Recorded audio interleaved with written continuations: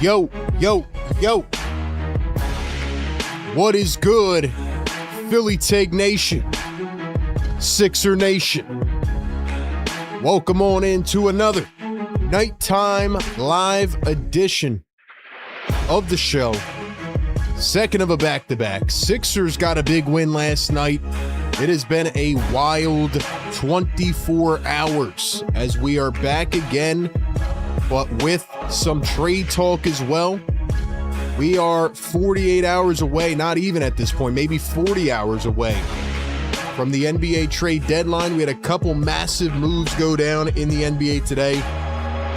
We will talk about those, what it means, how it could impact the Sixers, and how this game tonight could also impact the future for one 76ers player. We'll break it all down. We'll get into it. A lot of good stuff coming up tonight, but we need y'all in the chat strong like you were last night. That was incredible. And I'm ready to roll, man. I'm ready to rock. You know how we do it, man. You know how we do it. All right, man. Let's go. Let's go. It's about that time. It's about that time.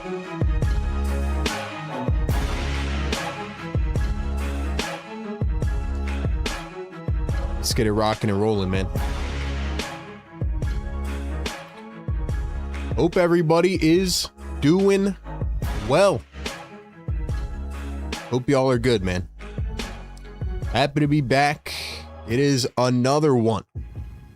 It is the 76ers and the Golden State Warriors. And ladies and gentlemen, you have tuned into the right place because we are going to break all of it down like we do every single game. Ladies and gentlemen, good evening, good afternoon, good morning, wherever you are tapping in from. Welcome in to the Sixers Nighttime live show right here on Philly Take with RB, as always presented by our great friends at National University. And as always, we are powered by the Sleeper app. The 76ers, 28-21, winners of 4 straight. For the first time this season, are 7 games above 500. Could this be the point where they turn the corner? 28-21, Philadelphia 76ers taking on the 27-23 Golden State Warriors. This is the number one Sixers game day live show where we give you pregame, live game, and then postgame coverage, including our staple play-by-play, reactions, analysis, and more as it all goes down. We will read out your comments in the chat. We will get the fans involved as we always do. So ladies and gentlemen, do me a favor. Go down below, hit that like button on the show. Get us to 1,000 likes tonight. Hit that red subscribe button if you want to help grow the family and become a part of the live chat. And very importantly, make sure you turn on notifications. That way you don't miss any videos, live streams, or shorts. For example, we posted a short from the Postgame show last night around 2 a.m. A lot of people had the noties on. They tapped right in. Don't miss the content. Tomorrow we will have a final video out before the NBA trade deadline. We will also go live on Thursday afternoon, streaming the NBA trade deadline, and then we'll be live Thursday night at 10 p.m. Eastern time as well for the Sixers versus Lakers game. So we give you a variety of coverage here. Make sure you have noties on. That way you don't miss any of the coverage. What that means is go down below, wherever you're watching, scroll down. You should see a little bell icon. Make sure to click that so you get the push notifications. And last but not least, make sure to follow us on all platforms. We have a link tree going in the chat. Our mods will continue to send it throughout the show. You can click that link. It'll take you to all of our social links. Very easy to follow us everywhere. And shout out to the members in the chat. Y'all were very strong in here last night. I want to see those emojis. I want to see y'all lighten up the chat, man. If you want to become a channel member, hit that join button. You get your name highlighted a different color. You get the loyalty badges, the emojis, and a whole bunch more. All right, man, let's tap it into this pregame show here on Philly Take with RB. I'll be honest, man, not too much to talk about in terms of this game tonight. I mean, you know, we have a little bit to get into, right? But just starting off with the injury report, and we talked about this a lot last night. The Warriors are severely banged up tonight. So obviously Jimmy Butler is out for the season with a right ACL tear. I think it's just brutal for the Warriors right now. They don't really have a clear direction. You know, they want to contend and compete for Steph Curry and what may be his final couple years, but you know, where do they go, right? When a guy gets injured, and trust me, us Sixer fans know this best, when a guy sustains a season-ending injury, especially now with the new CBA, there's just not really a clear way out of it. So anyway, Jimmy Butler out for the season with an ACL tear. Stephen Curry is also out tonight. He is dealing with, I believe it's a right knee injury. Now, the Warriors have not played in a couple days, so he did play in their last game, which I believe was 3 days ago. So the Warriors are coming off a 3 days rest in this game. Stephen Curry did play in the last game. He is not going to play in tonight's game. So that is a huge, huge break for the 76ers. Jonathan Kuminga is out with a left knee bone bruise. He is also in the midst of a trade request. So Jonathan Kuminga signed that extension before the season. Essentially, it's a one-year deal anyway. And now he wants to be moved. So he is in the middle of not playing. And Moses Moody was questionable, but he is available with left knee soreness. So no Butler, no Steph Curry, no Seth Curry, by the way. He's out, and he's been out for some time. LJ Cryer is out as well with left hamstring injury management. And no Jonathan Kuminga. So that leaves the Warriors pretty thin tonight. Now, on the 76ers side, as we also mentioned last night, Joel Embiid will not play tonight per the usual, not playing in back-to-backs. So Joel Embiid is out with injury management. Paul George on suspension. Everybody else is good to go. So, with that being said, the main thing that I'm looking at tonight is Andre Drummond is getting the start. Now, I'm very curious about this because as we are a day and a half away from the trade deadline, we know that Andre Drummond has not been playing. They are obviously trying to shop him. And at this point, with the NBA trade stuff, if I'm being completely honest with you guys and girls, it's starting to feel like the Sixers are just going to duck the luxury tax and roll forward with the squad that they have. If the Sixers do that, I'm going to be very, very frustrated at 3 p.m. on Thursday, which you will all see in the live show with yours truly. But the fact that Andre Drummond is playing tonight is very, very intriguing to me. Because why would the Sixers play this guy when he has a chance of getting injured if they really are trying to trade him? So they have to be careful. I just think they don't have any other bodies. Like if the Sixers went out tonight and they played Janai Broome or, Charles Bassey or whoever, like it would just show us that the team is not serious. And obviously they're trying to win this game. The Warriors are not that good. I would probably expect Adem Bona to see more minutes at some point in this game. Like I feel like Bona's going to end up playing more minutes just because, again, I do not feel like the Sixers are serious about keeping Andre Drummond. So I do think that's a mistake. Now, on the flip side, you could say this is one final chance for Drummond to show the Sixers why they need to keep him and why they shouldn't trade him. So we will see how that goes. And we will get into some other NBA trade talk as we move forward here, as we just had a couple big moves today. But other than that, man, the Warriors have just been okay this season. I mean, obviously, their MVP, Stephen Curry, has been carrying them. And to my knowledge, if I remember correctly, Steph also did not play the first time that these teams matched up back in early December. The Sixers won that game 99-98. It's funny because Barlow had 14 rebounds in that game. That was like peak Dominic Barlow until yesterday. Ladies and gentlemen, if you were not here last night, all I have to say is go check out our post-game show and our post-game short because you missed an absolute Dominic Barlow masterclass. The guy had 26 points last night, a career high. He had 16 rebounds, 10 of them on the offensive glass. He was the pure MVP last night. Joel did not play that well. He played okay for Joel. VJ did not play well at all. Maxey played pretty good, but Barlow was the MVP. He was doing everything in the second chance. He was doing everything to just keep the Sixers alive.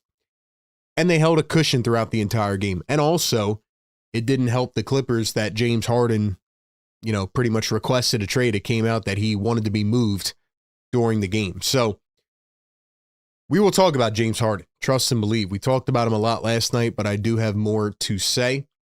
But anyway, Dominic Barlow needs to try to continue what he did yesterday, which was absolutely incredible.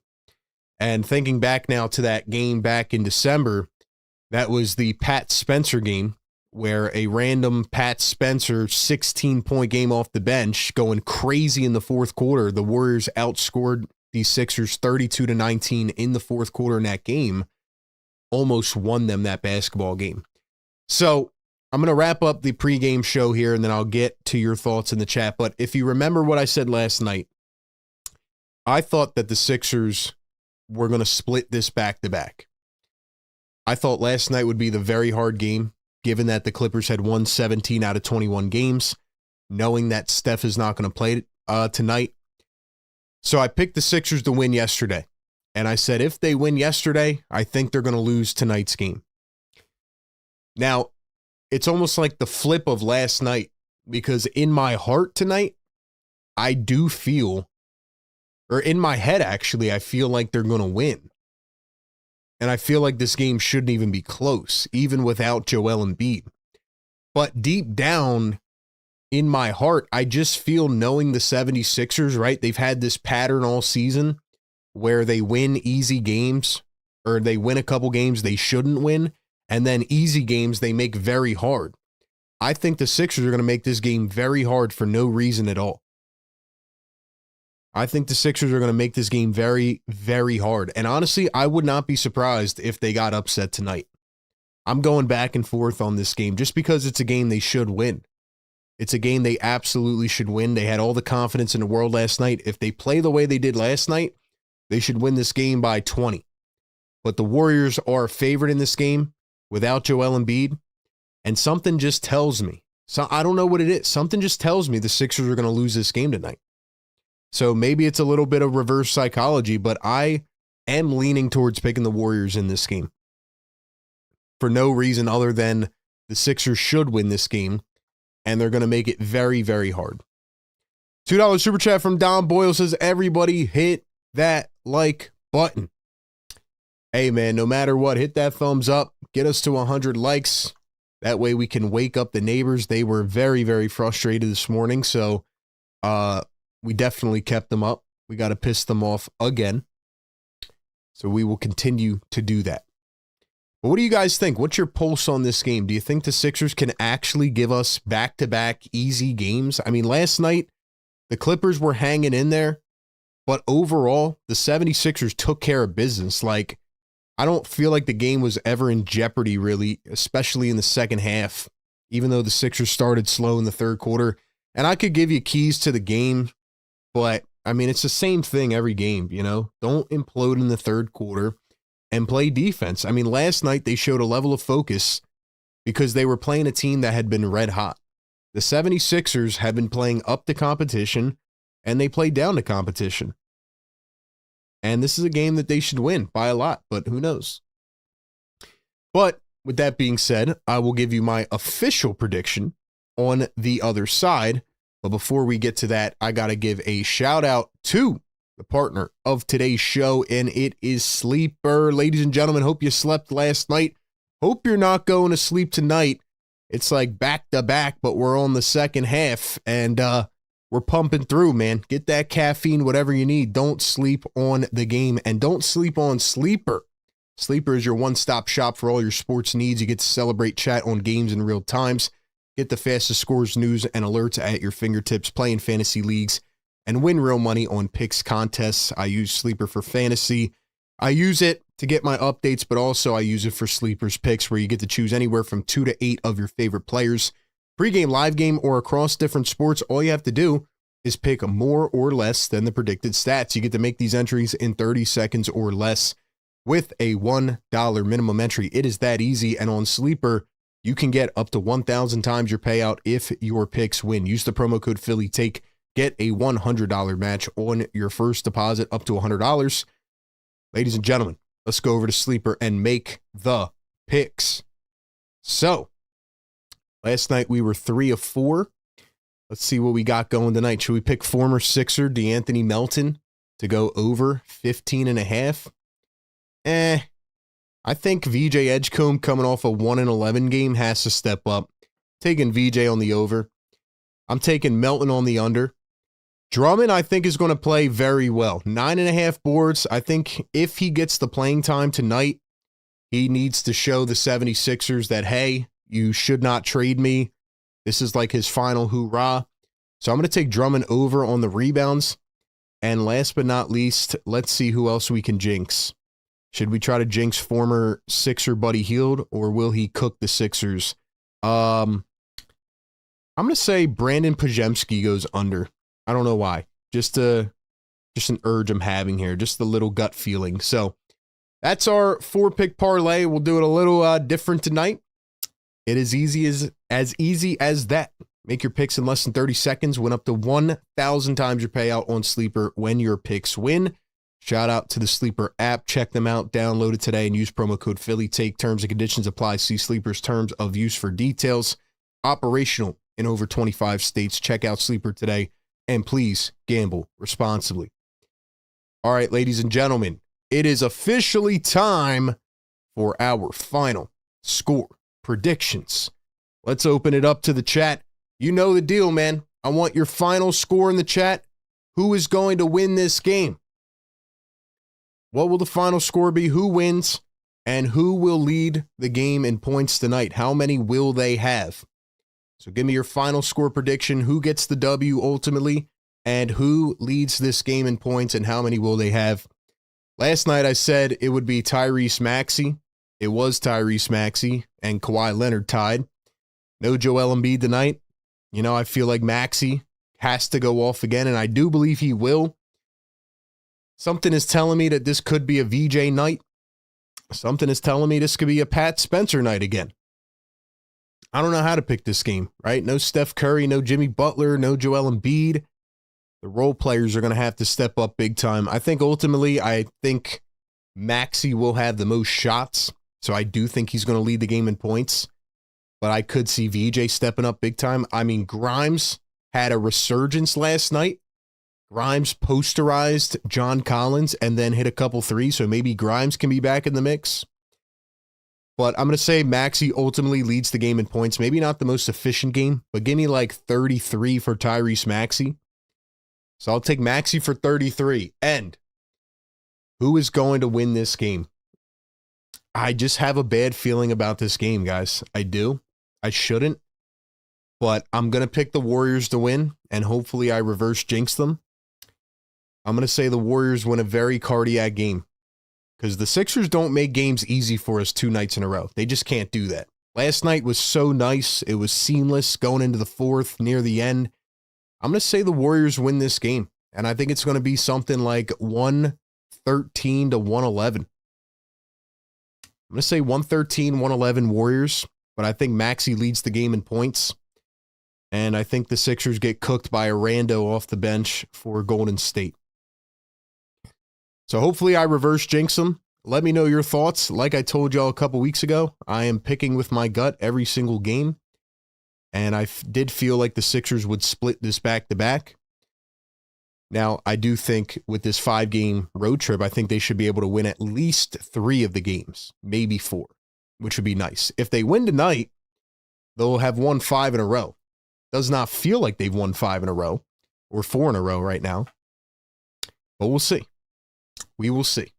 Ladies and gentlemen, give me your thoughts in the chat. How do we feel about this game? Let's see. 118-113 Sixers, says Jimenez. Shazy says 112-108 Sixers. What's up, Shazy?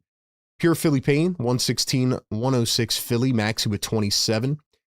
Book says 120-87 Sixers. Kid Kern says Sixers 118-104. Jay says McCain with 30. Let's see, what else? Philly 116-112. 112-104 says Karen. Tyrese 36. Big Rod picking the Sixers, 118-114, Maxey 32. Banch says 122-108, Maxey with 33. What else we got? Busy B, what's going on? 117, 107 Sixers, Maxi 30. You guys are too confident right now. It's making me nervous. What else? 121, 112. Dom Boyle, what's up, my guy? Maxi 36. John Monroe, what's good? Says Sixers 117, 111. VJ with 30 tonight. 103, 101 Sixers Cardiac. I like the honesty, RB. That's all I can be, man. That's all I can be. 117, 110 Warriors. 122, 126, 122 Sixers. Curry hits every shot and gets 40. Well, no Curry tonight.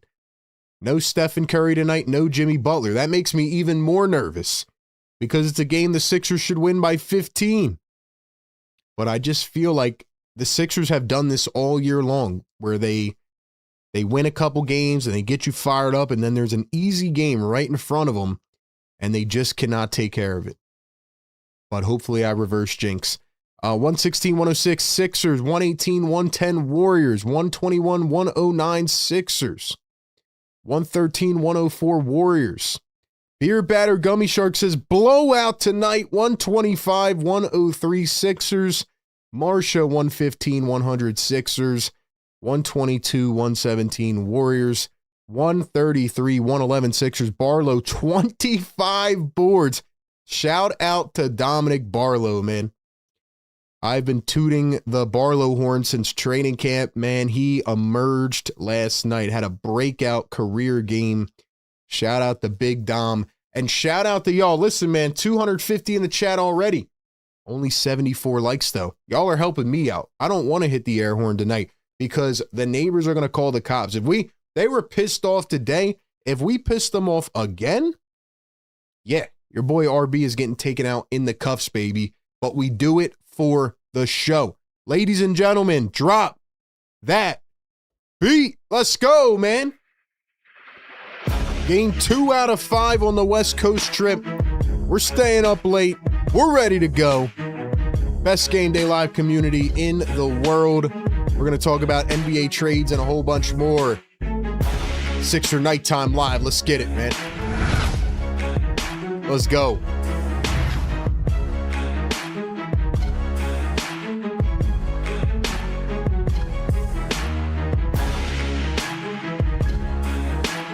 Let's go, man.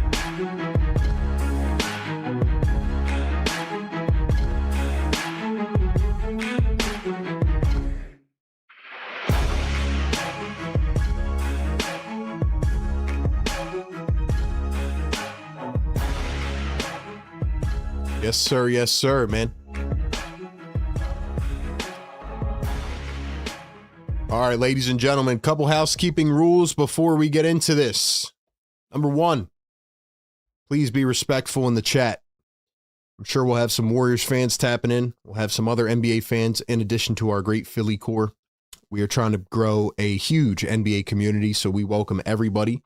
You do not have to be a Philly or Sixers fan to subscribe and support us. Especially come playoff time, we'll be streaming a lot of NBA games. Make sure you follow us everywhere. Be respectful in the chat. Don't insult anybody. Don't be rude. And, you know, we can all agree or disagree on our opinions without going over the line. So that's number 1. Number 2, please do not spam in the chat or spoil the game score. If you're watching the game visually, please time it up with our stream. We give you pregame, live game, and postgame. Every single game, 4 hours of coverage. And we, go through the segments. We read out your comments. We will get to your comments, all right? So be patient in the chat. Members, I want to see you guys dropping those emojis. And yeah, man. Other than that, we had a couple big NBA trades today. Now, I talked about the James Harden one last night. Here is my final thoughts as it is now official. James Harden has been traded to the Cleveland Cavaliers in exchange for Darius Garland and a second-round pick. My final thoughts on the James Harden trade are exactly what I said last night and exactly what I put on Twitter. And here's my thoughts, okay? And this is going to sound a little bit weird, okay? But I want you to listen to what I'm really saying. I think the Cavaliers won the trade. I think the Cavs got the better end of the stick. With that being said, I still do not fear the Cleveland Cavaliers. I'm very, very skeptical of the fit between James Harden and Donovan Mitchell. And I know for a fact that James Harden is most likely not going to stay in Cleveland. And Donovan Mitchell is probably not going to stay there either long term. The reason I say the Cavs won the trade is because they got off of Darius Garland, who at this point, it seems like is in a very bad spot injury-wise, right? He keeps having these lingering, recurring foot issues. I mean, actually, if I could add in here, I think the Sixers won this trade, and they weren't even in it. You know why? Because the 76ers own the 2028 Clippers first-round pick unprotected, which means it doesn't matter where it's at, it goes to the Sixers. The Sixers also own the Clippers 2029 first-round pick swap, as long as it's not in the top three. So I've had Harden fans, and look, I'm just going to be honest. I stopped paying attention to the Harden fans a long time ago because they're a very odd, I don't want to call them a cult, but they're they're one of the most diehard fan bases I've ever seen in my life. They probably have all changed their, Twitter pictures, the James Harden Photoshop Cleveland Cavalier pictures. It's very strange. They do not hear anything. It's like talking to a wall. But it's funny because the Harden fans now are saying, oh, well, James Harden is like the best player of all time, but now the Clippers are going to be really good. Now the Clippers are going to bounce back, and this helps them out because they got younger, and they double talk themselves so much. It's like talking to a wall. So here's the truth. Here's the real scoop. And I'm just going to tell you my honest thoughts, and you don't have to agree with me, okay? The Clippers are heading to a point where they are going to get worse before they get better. If you looked at Kawhi Leonard's post-game presser last night, he was stunned.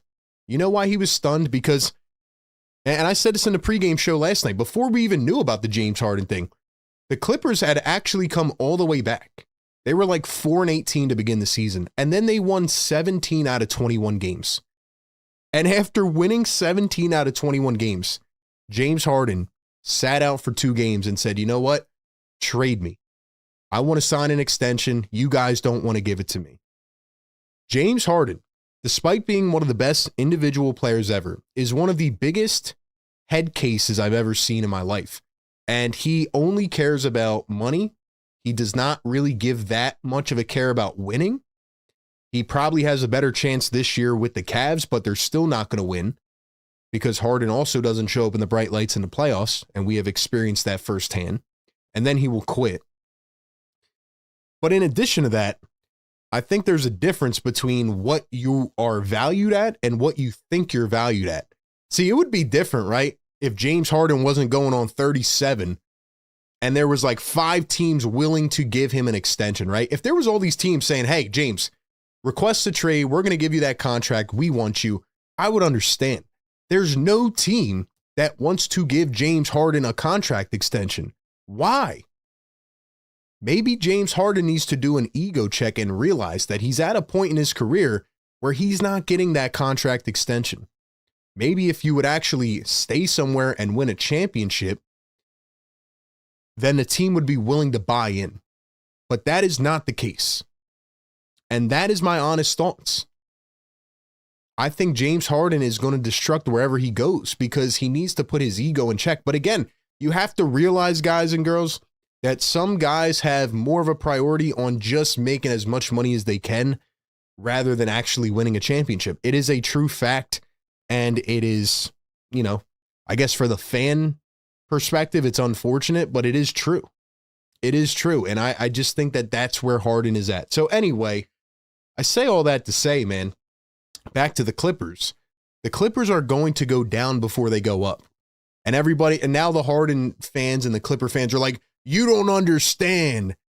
We appreciate Harden for what he did. He's gone. The Clippers are going to have all this cap space in 2027, and they have a new stadium, and they're going to do this. These are the same people that 4 months ago were arguing until they were blue in the face saying, you guys are idiots. We're going to win the championship with Kawhi and James Harden this year. That's what they said. They said they were going all in, and then they stunk. And then they finally got back to almost 500, and then James Harden quit. I do not believe the Clippers are going to be some big contender in the next year or two. I think they're going to come back down to earth. They're going to, trade away Kawhi or do what they have to do. They're going to stack up some draft capital. In a couple years, they might be good again. But I think right now, the Sixers 2028 and 2029 picks via the Clippers are looking better by the minute, because I don't think the Clippers are going to be some big contender that every free agent wants to go to next offseason. So those are my thoughts. You can argue with me. You can disagree. That is perfectly okay. But us Sixer fans, and look at the Rockets, right? They ended up on the better side of it eventually. The Nets stink. Daryl Morey deserves credit, by the way. I think Daryl Morey deserves more credit for winning both James Harden trades. How do you win two trades involving the same player? One coming in and one going out. Look at what the Sixers got in that trade. Now, we just posted like a whole carousel on IG, and the Sixers got a ton of value in that James Harden trade, and now he's gone.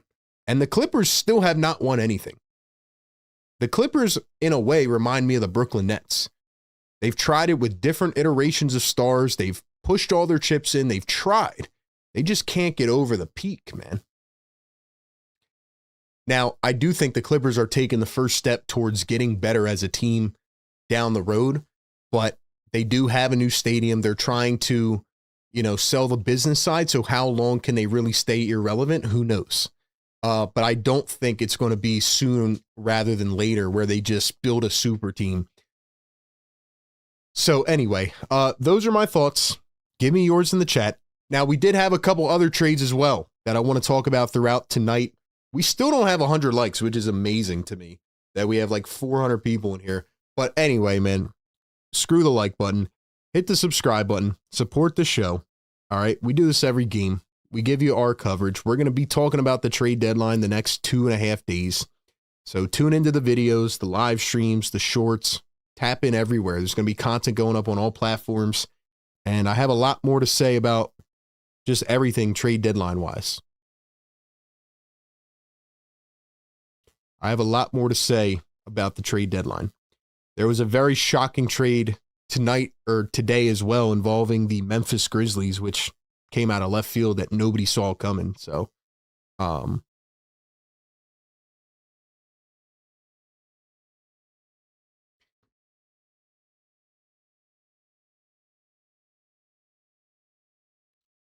give a shout out to some of the members in here as well.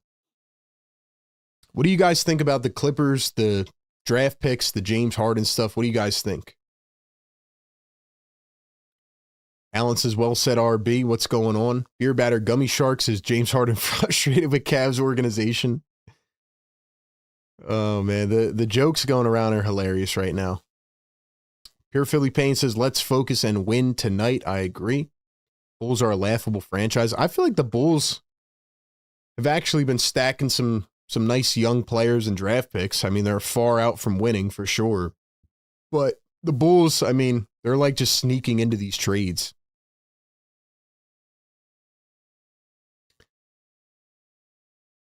Yeah, and by the way, the Clippers were the ones that gave up a draft pick, by the way. So Clippers did not get wait, who got the draft pick? I don't even know. Starting lineups: Tyrese Maxey, VJ Edgecombe, Kelly Oubre, Dominic Barlow, Andre Drummond against Moses Moody, Brandon Pajemski, Guy Santos, Draymond Green, and Al Horford.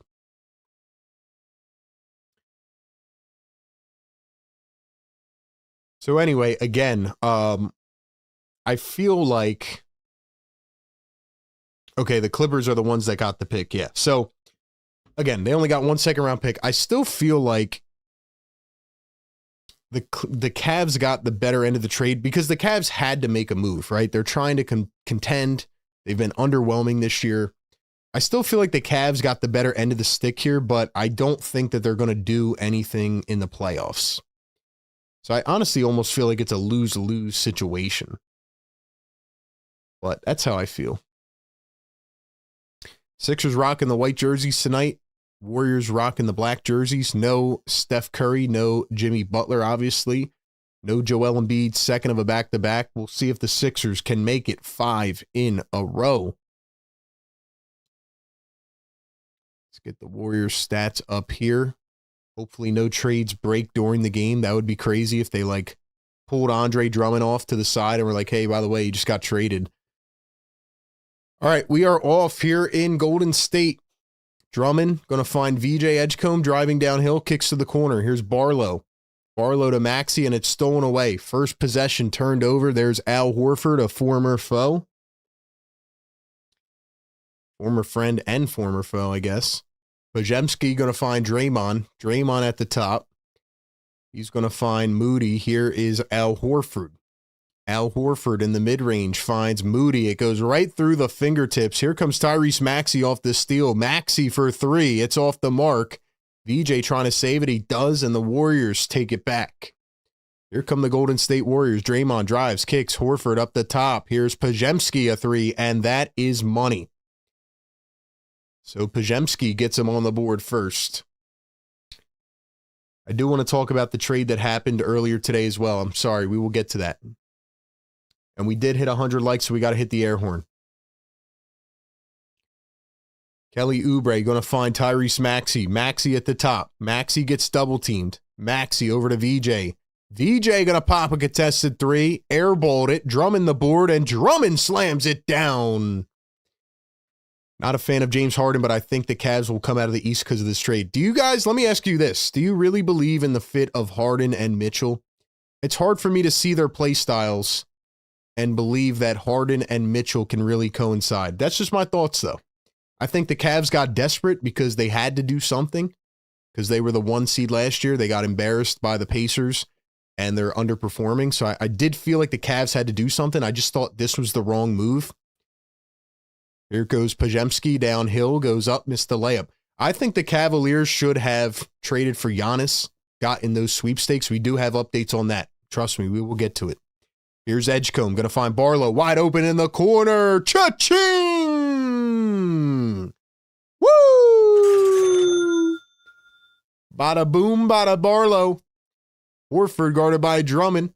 Here's Pajemski coming around a screen. Pajemski dumps it back. It's stolen by VJ. Here come the Sixers. VJ, Kelly, Euro all the way. Missed the layup. Barlow puts it up. Can't get it. It's rolling around. Comes down. Moody takes it away. Dominic Barlow with a career night last night. 26 and 16 rebounds. Did everything that I've been saying the Sixers need in a power forward. Draymond misses the wide open three. VJ picks it up. Now it gets ripped away. VJ has it, now up to Maxey. 2:20 into this game. Maxey behind the back, dribbling, driving against Santos. Steps back deep, two. Can't get it to go. Drummond with the tap in. The drum god. You're just a Harding hater and not objective about things. Moody for three, cha-ching. Well, first off, his name is James Harden, not Harding. And second off, I literally just said, it's my opinion and my thoughts. And honestly, I gave you many of the facts. So tell me where I was hating. VJ going to knock down the mid-range step back. Some of you James Harden fans are just so oblivious into your own world that you can't take off the rose-colored glasses and see the truth about his career. Here's Draymond from the wing. Missed it. Drummond another rebound. Let's go, Drum God. He's got 4 boards already. Here's a three from Barlow. That one was way, way off. Sixers lead it by 3. Here's Moses Moody going to dribble, drive, downhill. Moody turns, kicks, Pajemski. Pajemski against VJ. Tried the no look, and he threw it away. All right, shout out to our members in the chat. Karen's in here late night with us. Busy B, what is going on? Dom Boyle says bar low. Busy says he's been rotting on the bench. I think you're talking about Drummond. When you add a superstar, everybody has to change their play style, especially James Harden, because he always needs the ball in his hands for the most part. VJ turns, fades, a 2-ball, can't get it to drop. Drummond fighting Santos. Drummond takes it away. Let's go, Drummond. Here's a 3 from Oubre, and that one is short. Here come the Golden State Warriors. Pajemski up the floor. Pajemski over to the corner. Horford a 3, and it's money. Sixers need a coach that can recognize talent.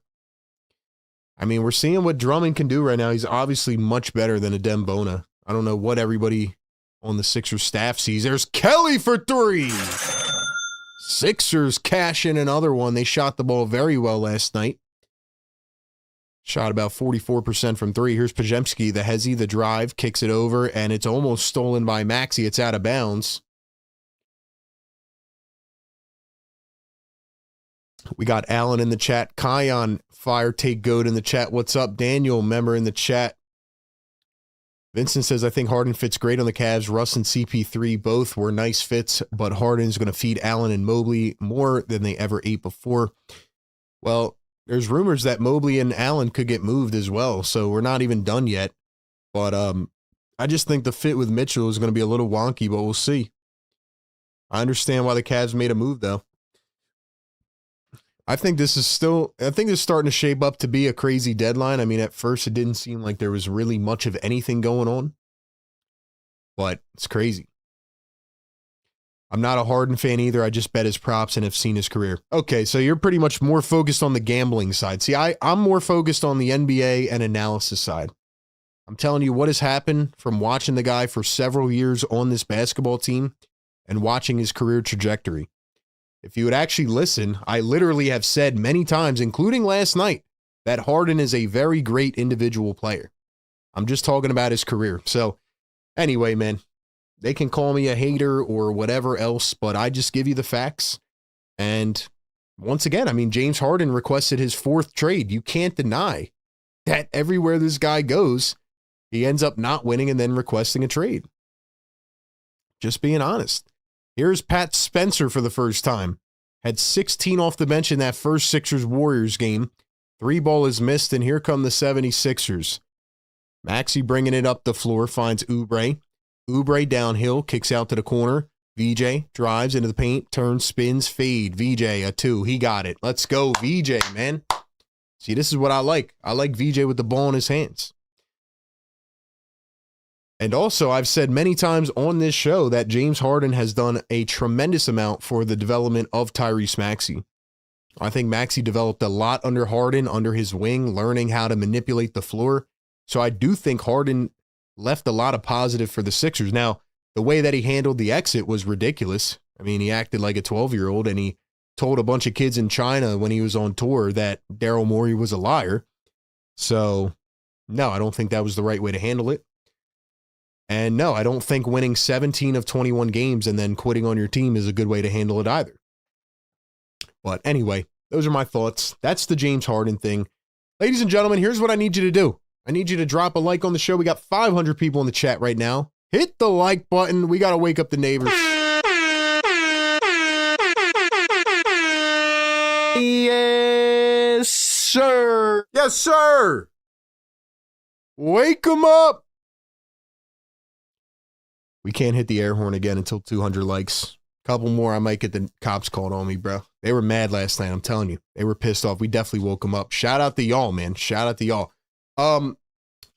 Another big trade in the NBA tonight, or excuse me, today. I know it feels like my timing is all off because, you know, last night we were here till like 1 a.m. It's just been an interesting day. But anyway, it almost felt like today was the trade deadline. It was very odd. But out of nowhere, right? We've been waiting for the Memphis Grizzlies to trade John Morant. And we had a trade earlier today. The Memphis Grizzlies traded Jaren Jackson Jr., John Conchar, Jock Landale, and Vince Williams Jr. to the Utah Jazz in exchange for Walter Clayton Jr., Kyle Anderson, Taylor Hendricks, George Niang, and 3 future first-round picks. Now, that is like, I mean, I don't have enough time here in between this commercial to break down the whole trade. That's a lot of pieces, right? Taylor Hendricks was a top 10 pick, if I'm not mistaken, like 2 years ago.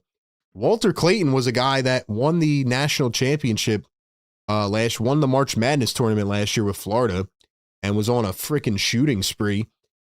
We know George Niang, right? And these guys are all going to Memphis. Now, Memphis is obviously trying to clear salary. They have like a bunch of first round picks. I think it's like 13 in the next 7 drafts. So Memphis is going full rebuild. and they're going to trade Ja. I get what the Grizzlies are doing, kind of, but to trade Jaren Jackson like that, I was kind of surprised, like, especially Utah, right? I respect it from Utah because they know they're a small market team that can't sign a big free agent. So they're like, all right, we're going to trade for Jaren Jackson Jr. That'll kind of be our big free agent signing before this summer, right? He's hurt and they're not going to play him a lot. But to give up 3 future firsts, like, that's a lot. Luka Doncic got 1 trade pick back. Trae Young, 1 trade asset. 3 first-round picks for Jaren Jackson? That's interesting. But I will say this, even with the capital given up, and let me know if you agree or disagree, I actually really think Utah is building something good. I do, even though they gave up a lot of draft picks. Like Jackson and Lauri Markkanen, I kind of like that fit, to be honest. And it seems like they're going to re-sign Walker Kessler. 3-ball missed by Pat Spencer. Here's Al Horford, Draymond Green, Draymond a 3, and it's money. Does this mean that Ace Bailey will be in the long-term plans? Who knows? The Jazz are also tanking right now. So they're trying to get their hometown guy, AJ Diamondasta, who's been absolutely cooking in college right now. Maxey a 3 off balance, can't get it. They're trying to get one of those top draft picks as well. So if Utah can land in the top 10, I mean, they're in a good spot as Horford drills another 3. Drills another 3. Come on, man. We got to stop Al Horford. Yeah, I haven't looked at the picks specifically, but you guys are saying the first rounders are in the late 20s, which to me is a good trade as Oubre knocks down another 3. I still think it's a pretty good trade for Utah. EJ bullying it away. Al Horford gets it back. Here's Draymond. Pat Spencer turns, had it poked away from Oubre, and it's going the other way. Great defense by Kelly.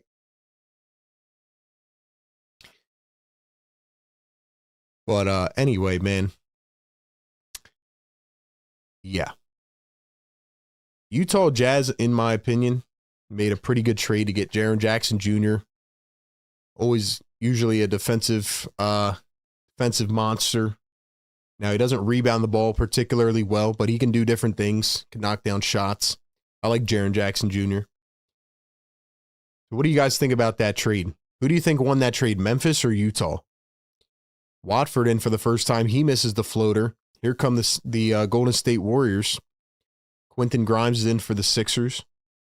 Here's DeAnthony Melton, former Sixer, in for the first time, as well as Quentin Post. Here's Melton dribbling against Drummond, drives baseline. Melton to the corner. Maxey tried to save it. He stepped out of bounds, though. Like I said, Memphis is going full rebuild, but just my quick thoughts on that trade. I thought it was a pretty good pickup for Utah, knowing that they won't be able to land a big free agent. It seems like they're finally trying to take a step in the winning direction. So that's my thoughts there.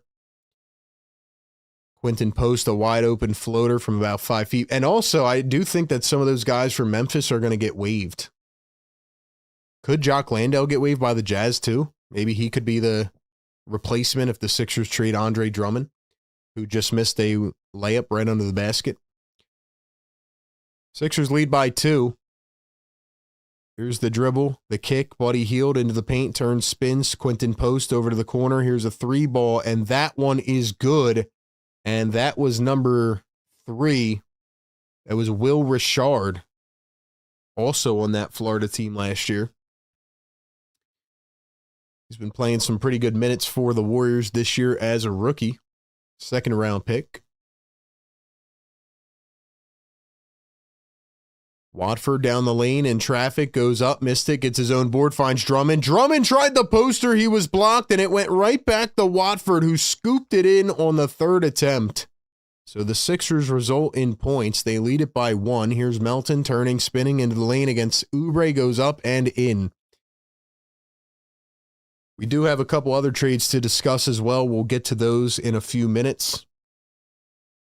560 people in the chat. Do me a favor, like the show and subscribe to our channel if you enjoy. Maxey scoops it up and in on the runner. Sixers back up on top. There's the Anthony Melton at the wing. Tried to find a cutter. It was poked away by Oubre. Here come the Sixers. Grimes on the wing, dribbling in. Grimes through traffic, goes up, and a contested layup is no good. Now Drummond's going to steal it back. He's wide open, finds Grimes. Grimes for three. Too much on it. Here come the Golden State Warriors. Ricard dumps it off to Spencer. Back to Ricard. Ricard up top. Here's a three ball from Melton. Off the back iron. Warriors get another rebound. Post dives on it. Now it dribbles over to Grimes. Grimes up the floor to Oubre. Down to Drummond. Drummond under the rim goes up. A pathetic attempt. What in the world, Drummond? You keep doing that, you're going to get traded tomorrow. Buddy Hield for three. That's off the mark. And Pat Spencer puts it in. Drummond didn't even try for the board.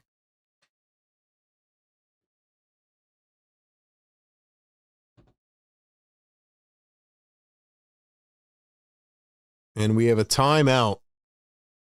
Nick Nurse did not like the calls. Nick Nurse is arguing in the official's face right now. We are going to a timeout. 580 people in the chat. Do me a favor, like the stream right now. Get us up to 200. Thanks for being here. Sixers Game Day Live presented by National University. We do this every single game. Pre-game, live game, and post-game.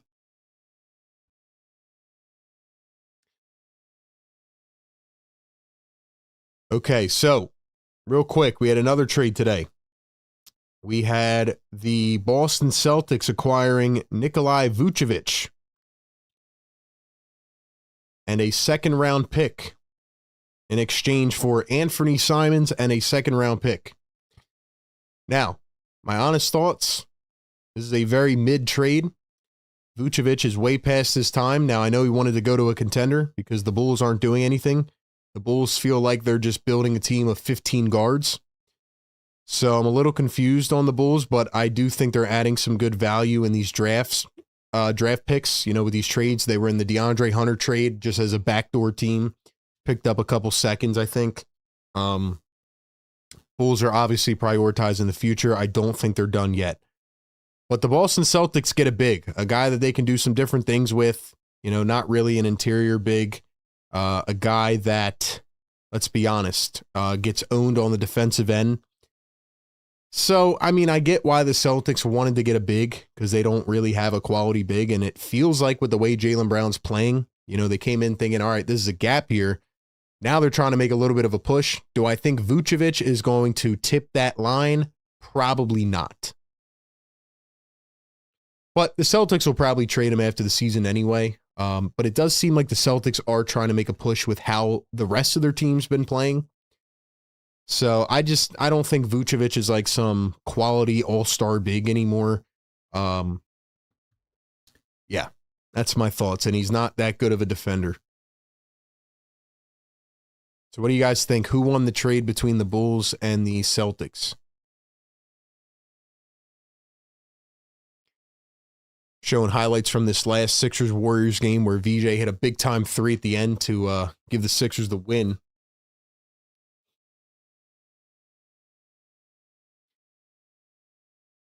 I knew the Celtics would trade Anthony Simons when they acquired him in the offseason in the Drew Holiday trade. I knew Simons would end up getting traded. Just didn't really make a lot of sense.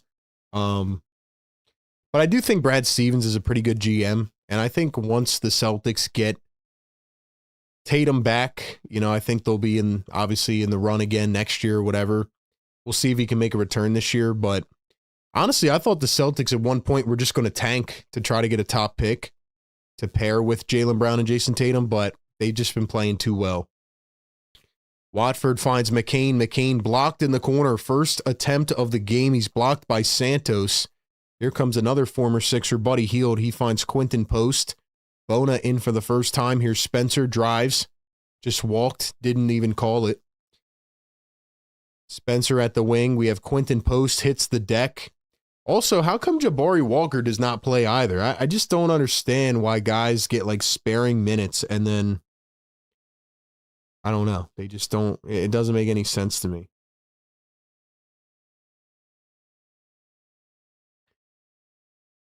Obviously, Giannis is the next trade chip to fall as well. Where do you guys think Giannis is going to go? Or do you think he's going to stay with the Milwaukee Bucks? I think the Bucks have to trade him. We got some updates today. We'll talk about it.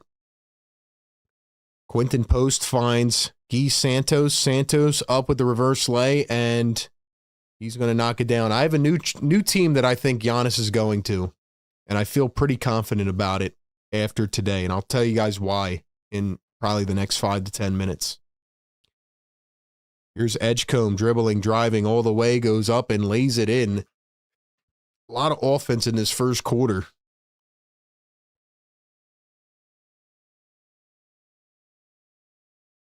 Here's Pat Spencer coming around a high screen. Spencer driving against McCain, finds Post over to Santos. Grimes, stop jumping, man.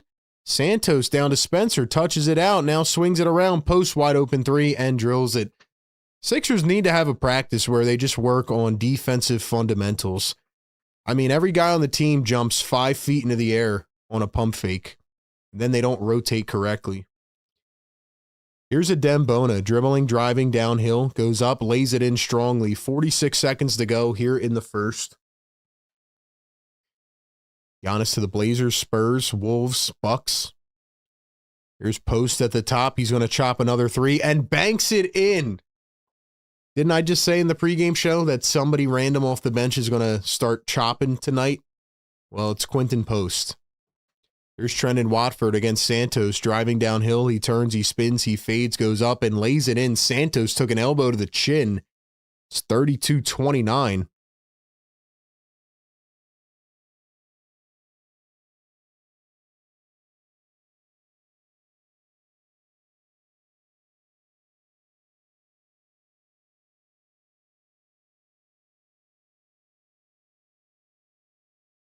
Here's the dribble and the drive from DeAnthony Melton. Goes up into the bank, and they're going to call a charge on Melton. Nice job by McCain to take it. McCain took the charge. We did hit 200 likes, man. Drop those yes sirs in the chat. Drop those yes sirs in the chat. You guys are crushing it right now, man. We've had some pretty good crowds here, man, on the late night. Appreciate y'all, man.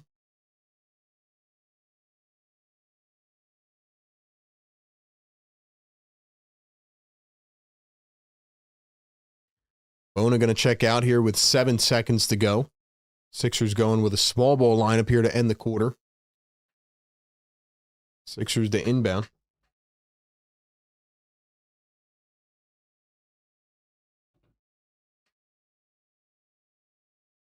Three seconds to go. Watford drives, goes in and lays it through.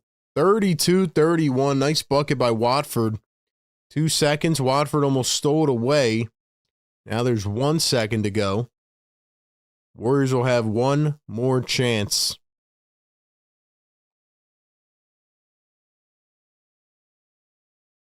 Here's GP3, the full court heave, just missed for the Warriors. That takes us to the end of one. It is 32-31. First off, let's wake up the neighbors. Yes, woo! Sir. Wake them up! Damn, that was kind of loud. Yes, sir! Yes, sir, man! Yes, sir! Get us to 500 likes, man. Let's go. Smash that thumbs up. Hit that sub button. Ladies and gentlemen, it is the end of the first quarter. You know what that means. It's time for our favorite segment, Sixers Scholars Trivia, presented by National University. You know the deal, man. I will say the question first, and then I will put it into the chat. Only one guess permitted. Whoever gets it right is going to hear that sound effect first, and goes according to my timestamps. So listen carefully and then put your guess in the chat. Whoever gets the most right at the end of the season will win a big prize. All right, ladies and gentlemen, here we go. Sixer Scholars Trivia question presented by National University is... Stephen Curry has the most individual seasons in NBA history with 300 or more three-pointers. How many times has he done it in NBA history? Stephen Curry has the most individual seasons with 300 plus threes made in a single season. How many times has Steph Curry accomplished that feat? And you want to know something even crazier? The second most by any player in NBA history is one. One. Curry's done it 6 times. That is insane, man. That's insane. Shout out to Curry, man. I do want to see Steph Curry get another chance to compete in the playoffs. I just don't think it's going to happen with Golden State, if I'm being honest. Now, tonight's question's only worth 1 point, but I think we're going to do something. You guys have been giving me some ideas. I think later in the season, maybe like in a month, we're going to do maybe like a week of games where we have like questions that are worth more points, like 2 points or 3 points. So definitely keep your eyes open for that. But, all right, man. We will go back to the chat here. Let's see who got it right. So Stephen Curry has accomplished this feat, 300 plus threes in a single season, 6 times in NBA history. 6 is the correct answer. And Daniel Sand got it first. Daniel Sand, congratulations, channel member. 4th win of the season. He's got 4 points now. We got a tight trivia race ongoing. Warriors miss a 3. Here come the 76ers. Watford, Grimes, McCain, Edgecombe, and Bona. No Joel tonight. Maxi's getting some rest. Here's Grimes, has to take over, and he does. Grimes all the way in for a layup. Sixers take the lead. Thank you all for playing Sixers Scholars Trivia, presented by National University. Check out their flexible online curriculums and degree programs by clicking our link. Here is Moses Moody, guarded by Quentin Grimes. 7 on the shot clock. Moody downhill, kicks to Draymond. Draymond, a corner 3, can't get it. Sixers have it, and here we go. Grimes, crossover, behind the back. Grimes against Pajemski. Grimes downhill, kicks out to the corner. McCain to Watford. Watford downhill, floats it up. Can't get the bounce, but Bona taps it in around the rim. Sixers lead it by 3. Here's Pajemski, guarded by Grimes. Pajemski downhill. Push off, step back, 2. Missed it. Watford the board. Moody went crashing to the ground, almost took his knee out. Here's Edgecombe downhill. Drives, accelerates, and goes right up and in. Let's go, man.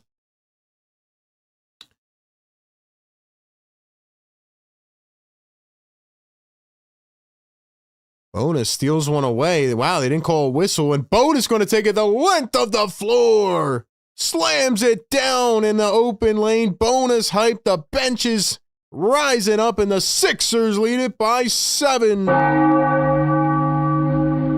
Woo! Let's go. Let's go.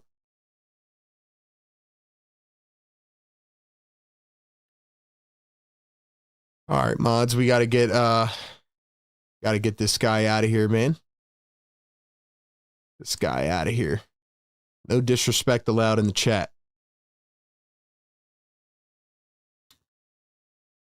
Mod squad sleeping tonight. Sorry, we got to get him out of here. All good, man. Listen, man. You guys want to come in here disrespecting? It's all good, bro. We'll see your way out. We'll take you out, man. No problem. Like I said, I'm not acknowledging the trolls, man. Not acknowledging the hate, man. I'm all about the love, growing the community. First off, let me update my guy Daniel Sand here on the trivia winner. Congrats, Daniel. Point number 4 of the season. Don't worry if you have not scored a point yet. We are going to have a lot of opportunities later in the season. Points and questions that are worth more and a lot of other opportunities, so don't worry. All right, I want to give my thoughts on the last thing I was talking about, which was Giannis. You guys gave me a couple guesses in the chat about where Giannis is going to go. Feel free to drop your thoughts on that. Ladies and gentlemen, I am 70% confident at this point that Giannis is going to end up with the Minnesota Timberwolves. And here's why I say that. We were talking about NBA trades, right? Well, another trade happened today that kind of went under the radar because of all the big ones. But here was the trade. Chicago, Minnesota, and Detroit agreed to a 3-team deal. Jaden Ivey and Mike Conley were sent to the Chicago Bulls. Kevin Huerter and Dario Saric got sent to the Pistons. And Detroit received a 2026 first-round protected swap from Minnesota. So, again, Detroit, interesting. Is that all they're going to do? I mean, they're trying to make a finals run, right? Interesting. They get a shooter. Saric, I think, will be just an expendable roster piece. Chicago, again, taking on salary. I think Conley's going to get bought out. We'll see where he ends up. Could the Sixers go for Mike Conley? Probably not. But anyway, the Minnesota Timberwolves in that trade got rid of a player on their roster. Timberwolves are kind of aligning the pieces to make a big trade. And the rumors are that they are big players.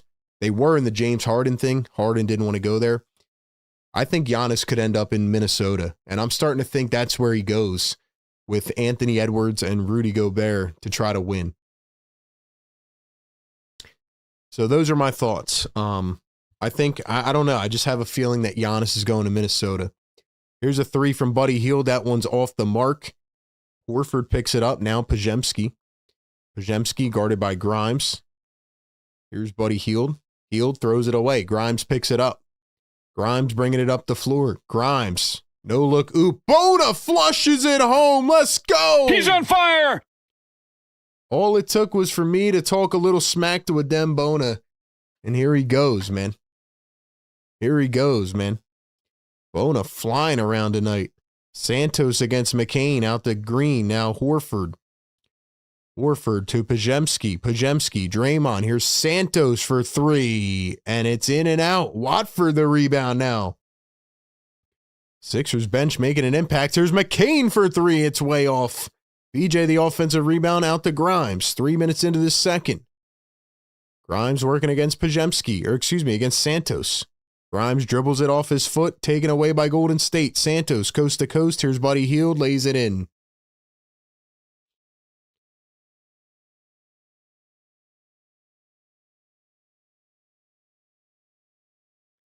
Here's Watford out to Bona in the corner. What would you guys think about Giannis to the Timberwolves? What would you think? Here's a 3-ball, and that one goes. DJ Edgecombe finding his groove tonight. He's up to 11 points. Good to see VJ bouncing back right now. Here's Pajemski guarded by Adem Bona. 10-point lead for the Sixers. Buddy Hield guarded by Jared McCain. Buddy Hield working against Jared McCain. Drives in, goes up against Watford, and lays it through.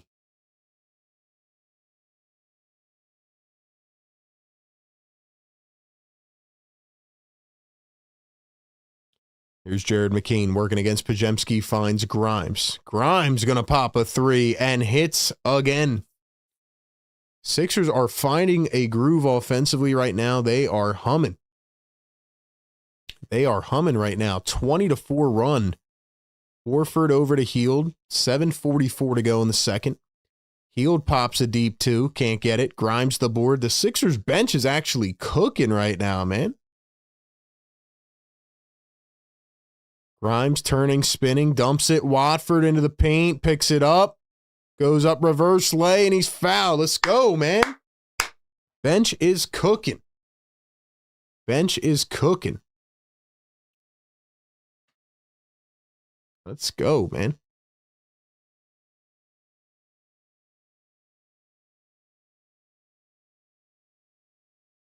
Great start from Watford, Grimes, and Bona. Ladies and gentlemen, we have 610 people in the live show. Get us to 300 likes right now. I need everybody to go down below, hit that thumbs up button, and hit that subscribe button. Let's go, man. Get us to 52K tonight. Chat, how are we feeling, man?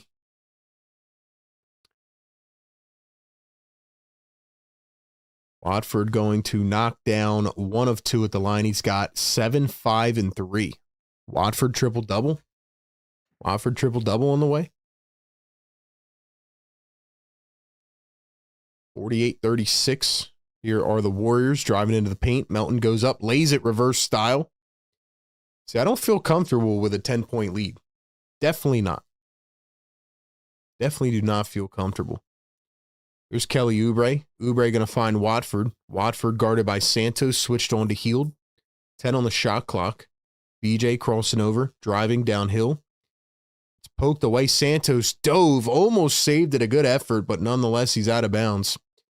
Yo, who's going to be tapping in on Thursday afternoon with your boy, man? Who's going to be tapping in for the trade deadline stream? It's one of our best streams usually. It's a lot of fun. Should we live stream the trade deadline? What do you guys think? Yes or no? Yes or no?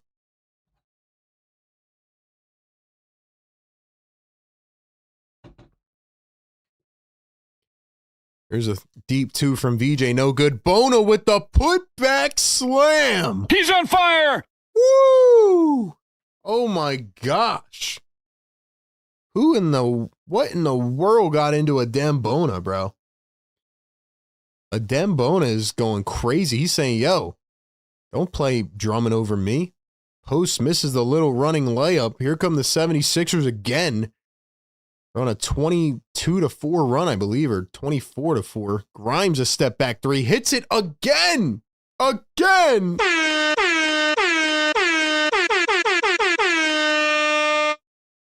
Melton over to Spencer. Now Quentin Post. Busy says, I'll be tapped in from work. Let's go, Busy B. Shout out to the mod squad. Here's Spencer working against Bona. 5 on the shot clock. Turns, fades away, left it short.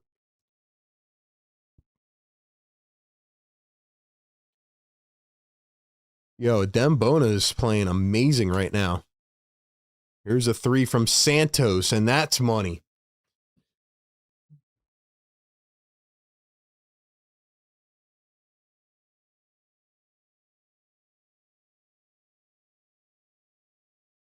Here's a 3 again from Grimes. That one's off the back iron. Picked up by Golden State. Here come the Warriors. Heald down the floor. Hesitates, drives, blows by a Bona, lays it in. Nice bucket by Buddy Heald.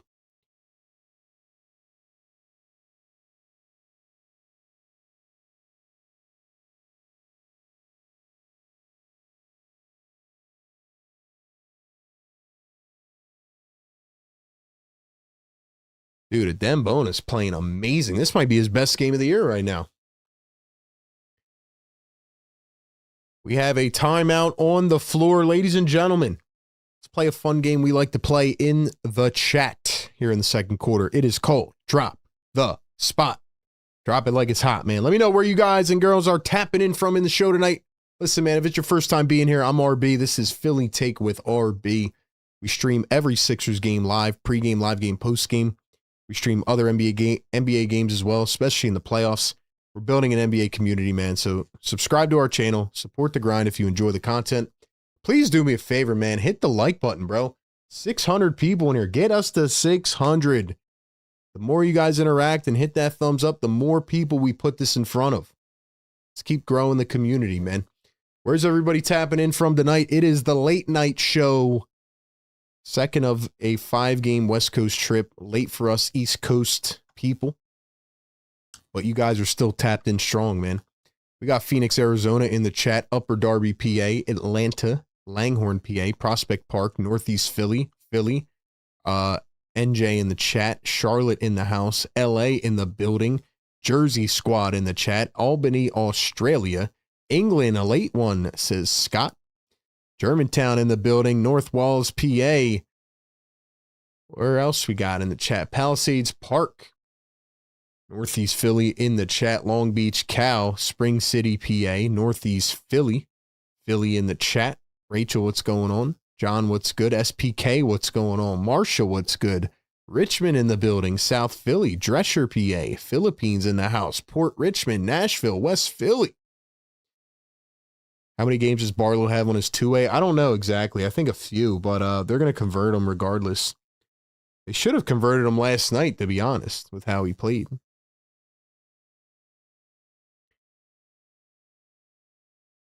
Barlow's going to get converted. The question is Jabari Walker going to get converted? Also, is this the game that gets Andre Drummond traded tonight?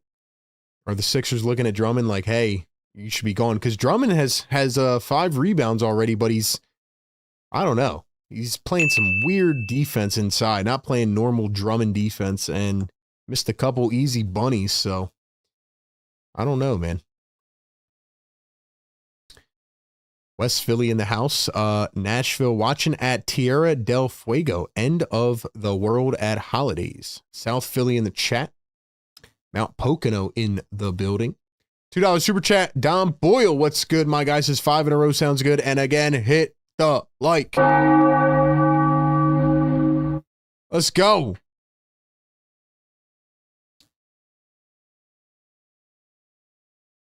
Just turned my head. I didn't see exactly what happened. It looked like Drummond missed a shot maybe, or tried to pass. I don't even know, but the Sixers turned it over. Barlow is back in the game now. Spencer, guarded by Maxey, who's back in as well. That was a long rest for Maxey on the second of a back-to-back. Warriors have had 3 days off.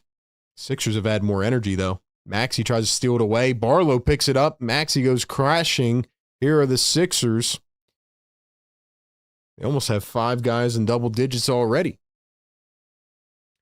4:27 in this first half. Grimes, the pass from Drummond stolen, healed up the floor, finds Melton in transition, a 3. Can't get it to go. Sixers fighting for it. Warriors get it back. Melton, 2 for $1. Missed it again. Grimes has it. Here come the 76ers. We got Bahamas in the chat. Let's go, man. 4 minutes to go. Grimes at the top. He drives and kicks. Drummond wide open in the corner. Can't hit the trifecta. Come on, Drum God. Come on, Drum God. Here's Golden State. Melton crossover, working against Drummond. Melton going to find Heald. Heald, the pump fake, the jab, the drive. Heald falls to the ground. GP3 over to post. Post, corner 3, and hits. Just like that, it is a 7-point game. 53-46, 3:28 to go here in the first half. Warriors shooting 10 of 22 from 3. Sixers at 6 of 17. Oubre a 3, can't get it. Barlow fighting for the board. Drummond's watching it. Got to help him out, Drummond. Complete your math problem and crossword. Hit the like button. I agree, man. Let's go, guys. Nobody's hitting that damn thumbs up button. Get us to 300, bro. Let's go. Unless you want to let the neighbors stay quiet. Unless you want to keep the neighbors quiet.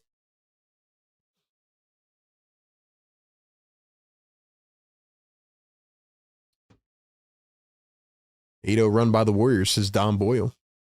Grimes downhill, kicks to Oubre. Let's go. Wide open 3. Missed it again. Drummond picks it up. Let's go, Drummond. All the way. Double clutches and missed it again. Drummond, you are selling right now. Drummond, you're terrible. Heald down the lane, floats it up and in. Oh my gosh, man. Oh.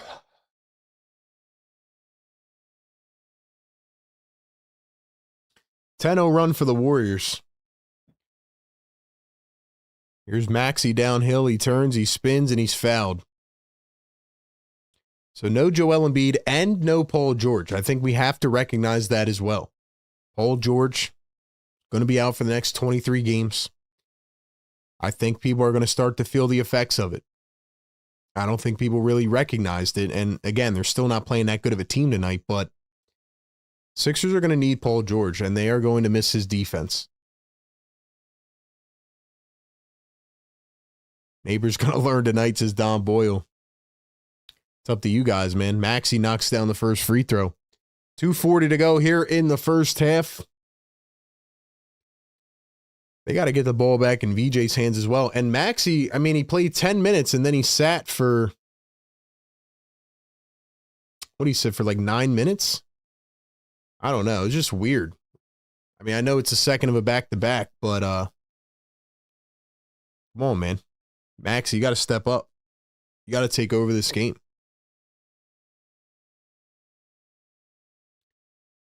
Maxey going to knock down a pair at the line. It is a 7-point game.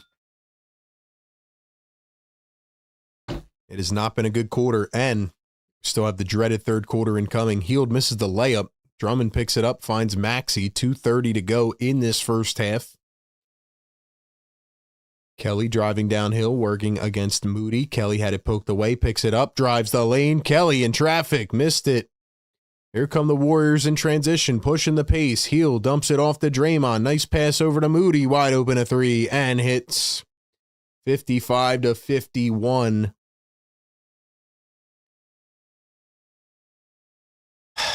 Sixers almost turned it over on the inbounds play. Maxey's arguing with the referee, saying, listen, man. Maxey's trying to argue that he got fouled, and she's like, wait, sorry, I got someone in my earpiece. You got to wait a second. Wow, Maxey definitely got hit across the wrist there. How do they not call that a foul? Dude, Maxey has the worst whistle in the NBA.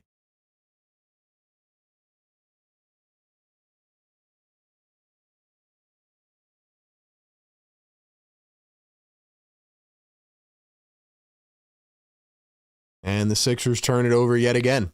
They look like the bad news Bears right now. Hield over to a wide open Pajemski downhill. Pump fakes, goes up, layup, and got it. It is a 1-point game.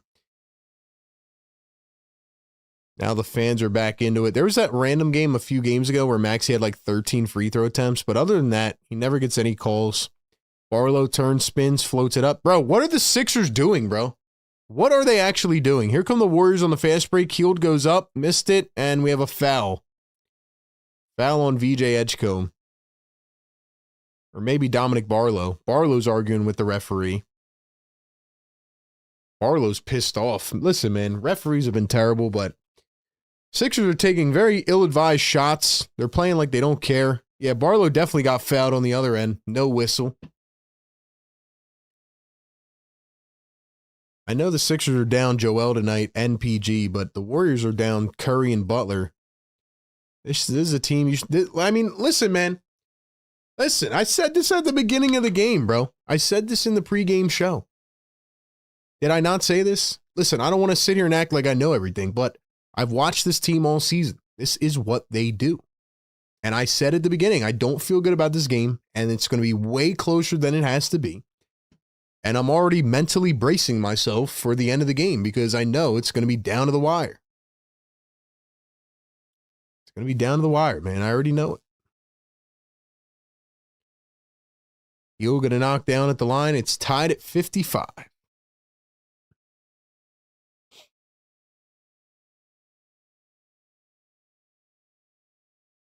(17-2) run for the Warriors after a 20-4 run for the Sixers in the first, into the second. Maxey for three, off the mark.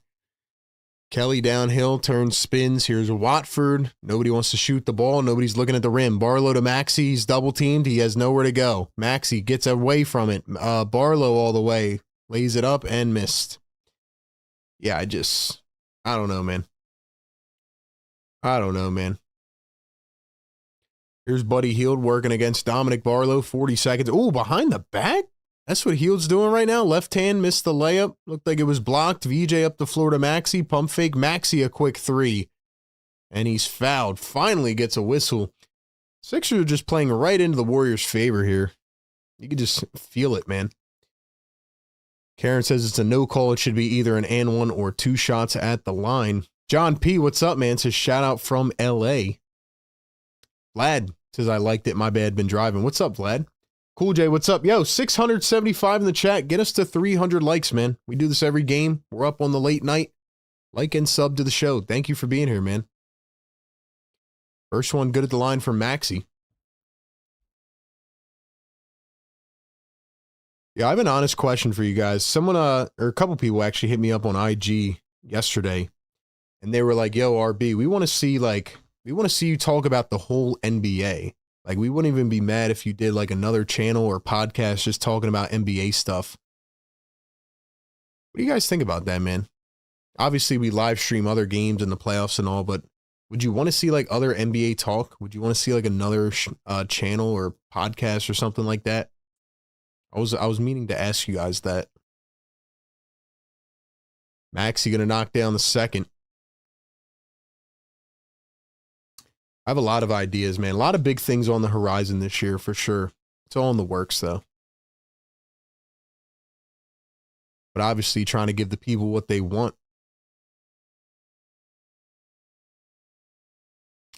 Obviously, I have an Eagles channel as well. If you guys are football fans or Philadelphia Eagles fans, definitely check out the Eagles channel. It's also on the link tree. Mods, you can throw the link in the chat, though.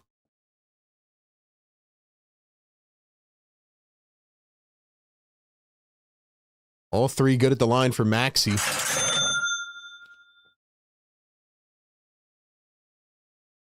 23 seconds to go here in the first half.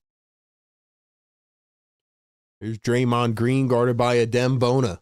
Draymond finds Melton, had it poked away, gets it back, 4 on the shot clock. Yes, Melton all the way. Sir. Bona like hesitated and thought about contesting it, and it was too late. Melton scoops it in with a layup. Here's Watford to VJ, no time on the shot clock, and he was blocked. VJ just got tangled up with Draymond Green a little bit. Bona's chirping with Melton. I don't know, man. Got a little scrappy there at the end. Got a little scrappy. V says that would be dope. Not too much work for you, says Mr. Scum. Zach says I'd like that. More content, the better. Nicole says that'd be cool. All right, well, think about it. Think about it. All right, man. First off, $10 super chat. TJ Hogue says yes, sir. TJ, what's good, man? Yes, sir. What's up, TJ? Appreciate that, man. Thank you so much. Well, we are officially at the halftime of this game. Thought it was a 1-point game. I don't know why they're saying it's a 3-point game unless I missed something. Is it 3-point or 1 point?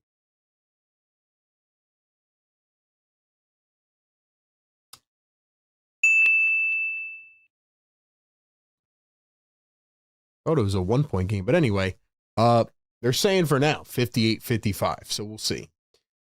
Ladies and gentlemen, you know what we do, man. One word in the chat. I believe it is 58-57, but we'll keep it here for now till they fix it. Thank you for being here, man. Sixers Game Day live show. Sixers Halftime Live. We do it every single game. Give me one word in the chat to describe this game.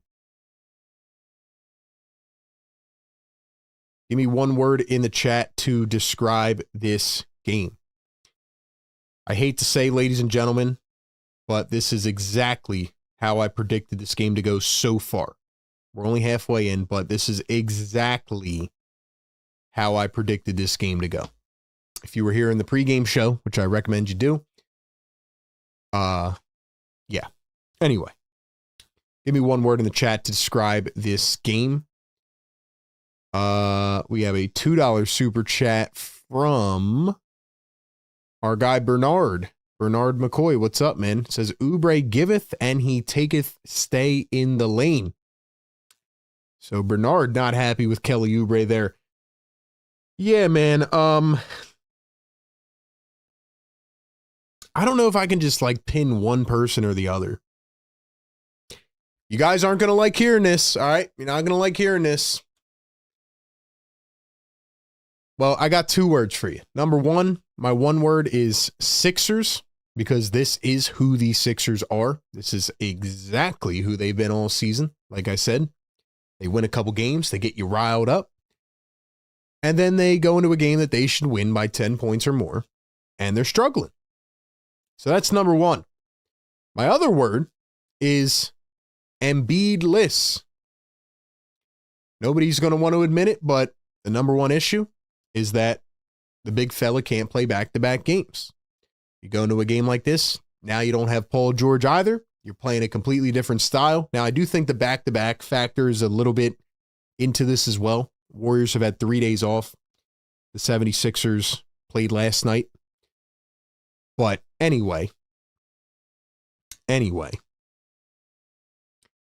that is not an excuse for the Sixers taking ill-advised shots, not playing defense, not contesting at the rim.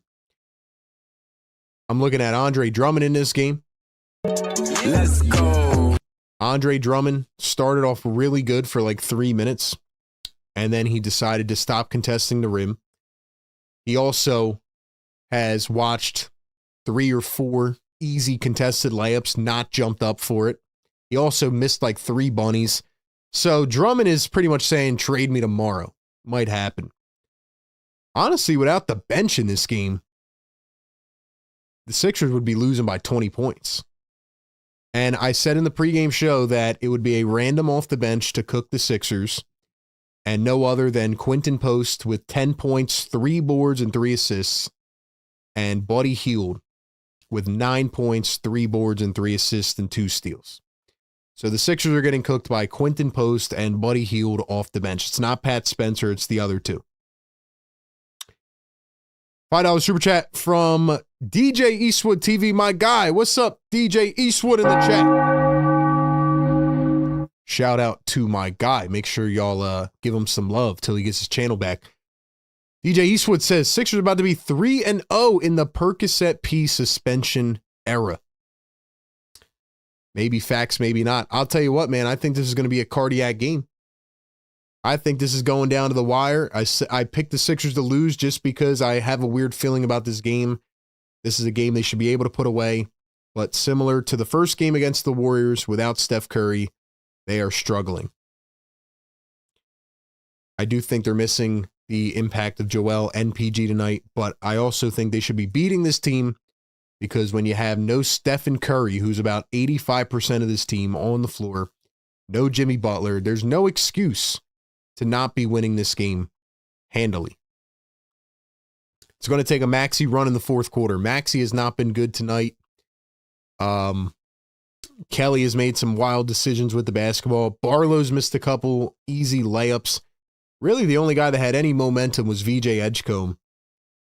And even VJ Edgecombe did not get the ball in the last 5 minutes of the first half. Warriors went on a, was it a 17-2 run?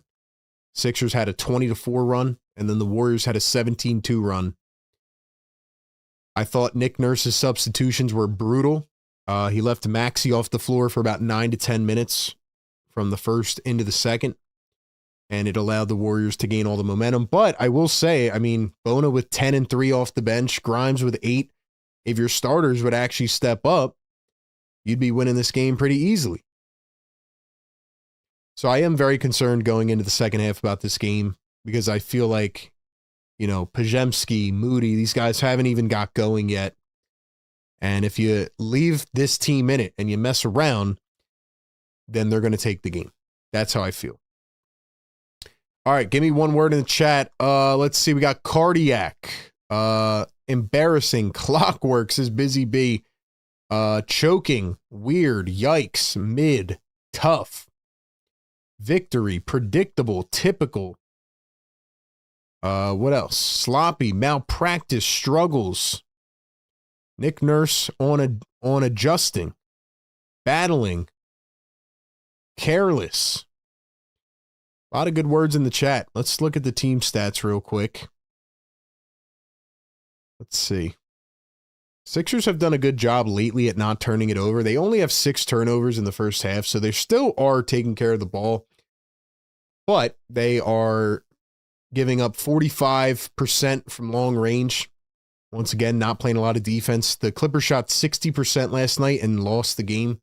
Warriors are shooting 54% from the field. I feel like the Sixers are not rotating correctly either. They're just leaving guys wide open. Couple easy entry passes, boom, wide open. And the Sixers are taking ill-advised shots. You saw it in the second quarter there. Warriors ended the quarter on a 17-5 run.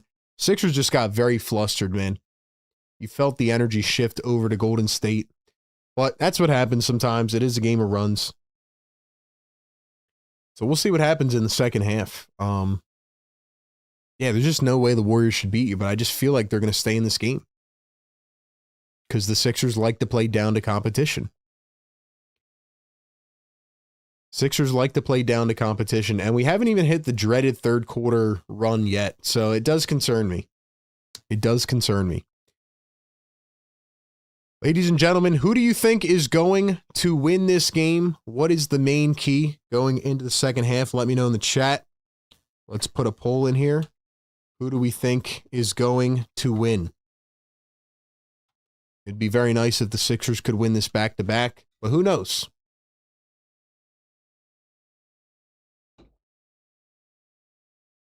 Don Boyle says, predicament P. Busy says, we are fools. I still think Nick Nurse needs to change something at halftime. I think he needs to, like, I don't know, keep the team on the floor or, like, take away their phones or do something. He's got to do something because, honestly, man, it's been ugly every third quarter. So who do you guys think is going to win this game? What is the main key? I'll give you my thoughts here, but real quick, let's take a check over on our picks over on Sleeper. Shout out to our great partners of the show over at Sleeper. Use our code PhillyTake when you download, sign up, and get a 100% deposit match up to $100 over on the Sleeper app. Now, before the game, we made our picks as we always do. We had Andre Drummond at 9.5 rebounds. Currently, he's at 7. Will he play again for the rest of the game? Who knows? Because he's playing like crap. And Bone is actually playing maybe his best game of the year. So Nurse might sit Andre Drummond. I had VJ at 15.5. He is currently at 11. Looking good there. Melton, I had under 15.5. He is currently sitting at 6.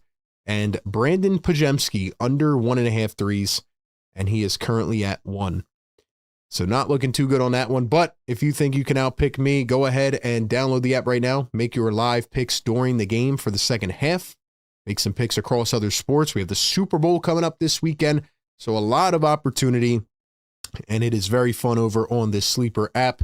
So once again, download, use our promo code PhillyTake. Get a 100% deposit match up to $100 over on your first deposit.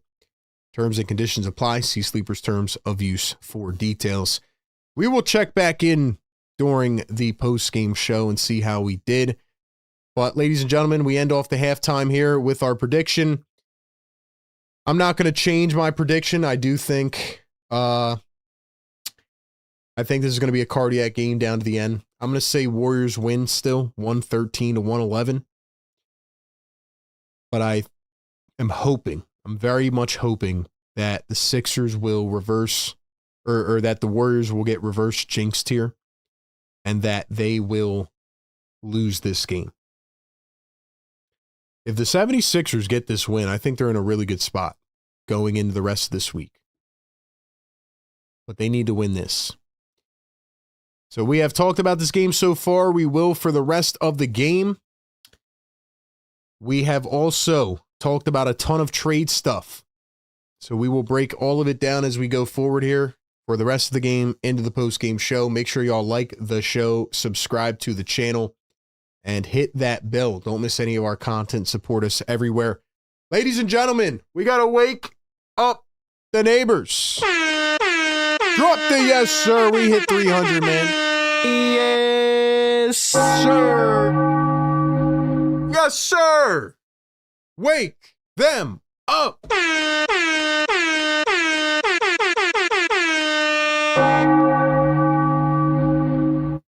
Woo. Let's go, man. I appreciate y'all being in here, man. Thank you so much. We are continuing to build the community. I always say it, man. Y'all are the best. We are taking this to the next level. Appreciate y'all, man. Dom says we're going to take off in the third quarter. Dom, what's up with you, bro? You smoking that PG or what? Smoking that PG, Dom? I know it's kind of late, you know what I mean? So maybe you're getting a little delirious, but Sixers averaging a nice like 20 points in the third quarter right now, so. Don Boyle gifting a Philly Take membership. Let's go. Drummond getting yelled at in the locker room right now? Definitely not. Definitely not. Drummond and the rest of the team are doing absolutely nothing right now. Actually, you know what? They're eating They're eating cheeseburgers and French fries and milkshakes as we speak right now. And they're going to come out. They're going to give up a 10-0 run to begin the third, and then we're going to get very frustrated here in the third, and then they're going to try to make a valiant effort in the fourth. And, I've already prepared myself for the last 5 minutes of the game. I'm ready to go. I know it's going to be high intensity, blood pressure, all that. So.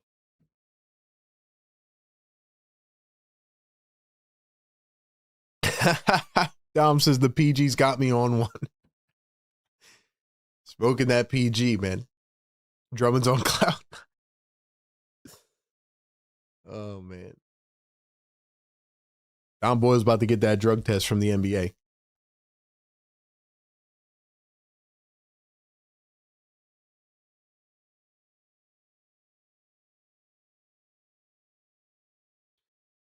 You guys missed the earlier part of the show. We talked about the James Harden trade. We talked about the Vucevic trade. We talked about Jaren Jackson Jr. So, yeah, man.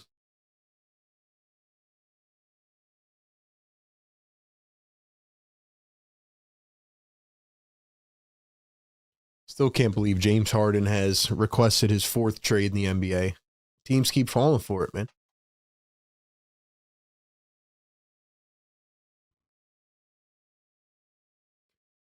Maxey really has to step it up, man. Maxey's got to have a big run here in the third quarter.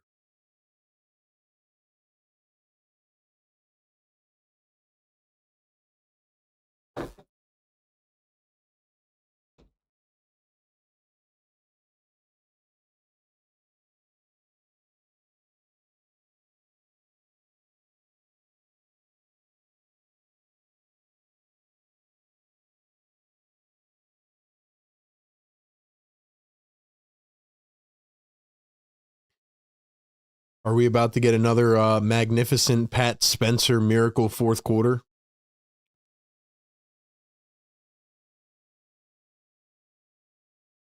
Sixers, all I ask of you, well, obviously, one, I would like this game not to be cardiac. But in addition to that, what I would ask of you is please, if a trade is going to happen, don't make it at 3 a.m. tonight and wait till tomorrow so that I can, cover it. And don't do it during the game either. Harden has to teach a class on how to finesse your way through the NBA's busy bee. That's a fact. I mean, Harden is a master at not only requesting trades out of spots, but also doing damage control to the point where it's like people are really excited to see what he does on the next team. Dom says Edgecombe has to continue to be aggressive, run it through VJ. All right, y'all. Here we go. Third quarter prayers. Third quarter prayers. Let's go.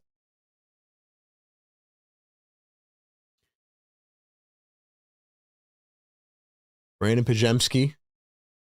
Here's Draymond Green. Puts up a 3. That one is short. Good defense by Drummond. Here comes VJ Edgecombe driving downhill. Edgecombe out to the corner. Barlow took his eye off it.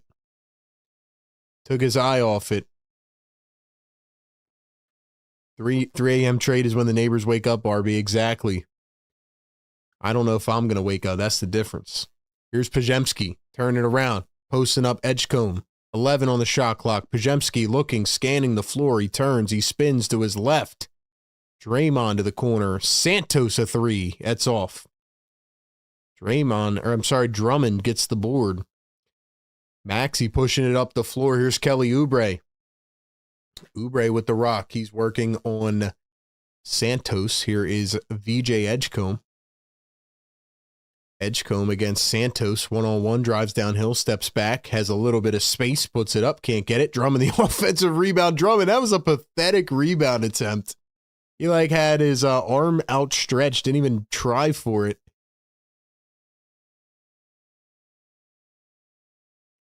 Pajemski downhill, kicks back the Horford spot up a 3. That one short, rebounded by Maxey. Here come the 76ers. Barlow up top to VJ. Now Oubre guarded by by Moses Moody.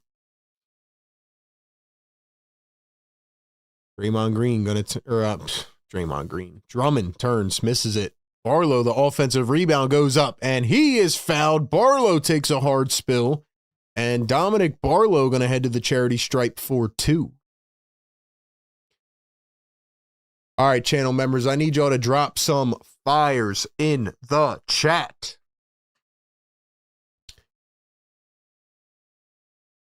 Might be a little bit risky, but we're going to go back and we're going to do the MVP of the chat, man. I'll give you guys the ability to spam for the next 60 seconds. Time on the clock. Go. Let's see who gets the most comments going in the chat. Let's really get us through the algo, man. Just a reminder, I will be on the postgame show still tonight. It'll be a condensed postgame like it was yesterday. If you go to sleep too early, you can listen back in on the show by using the timestamps, skip right to the postgame, or you can listen over on Apple Podcasts and Spotify. If you haven't gone over there yet, definitely go over there and find our podcast and give us a 5-star review. It very much helps out. Sixers poked it away. Barlow knocked down a couple free throws, by the way. There we go, chat. There we go. We're lighting it up now. 2 minutes into this third, here is Pajemski. Long range, can't knock it through. Sixers have it. Maxey with the rock. Maxey working against Guy Santos. Shout out Guy Santos. Kelly Oubre drives into the paint, throws it away, and they're going to say it's a foul on the Warriors. All right, time is up. Time is up. Good job, guys. Good job, man. Good stuff, man. Shout out to the members and the mods. Appreciate y'all so much. Now let's get it to 500 likes, man. Hit that thumbs up button. Welcome in. Here's Maxey driving downhill. Maxey. Horford kicked it away. Sixers going to have it with a fresh 14. If you guys enjoy my game content, my game calls, my news coverage, all that stuff, make sure you subscribe and follow us everywhere, man. Click that link tree, all right? Matter of fact, I'm going to show you guys what the link tree looks like, just in case you don't know what a link tree is. I'm going to show you guys exactly what it looks like. That way you can support us, man.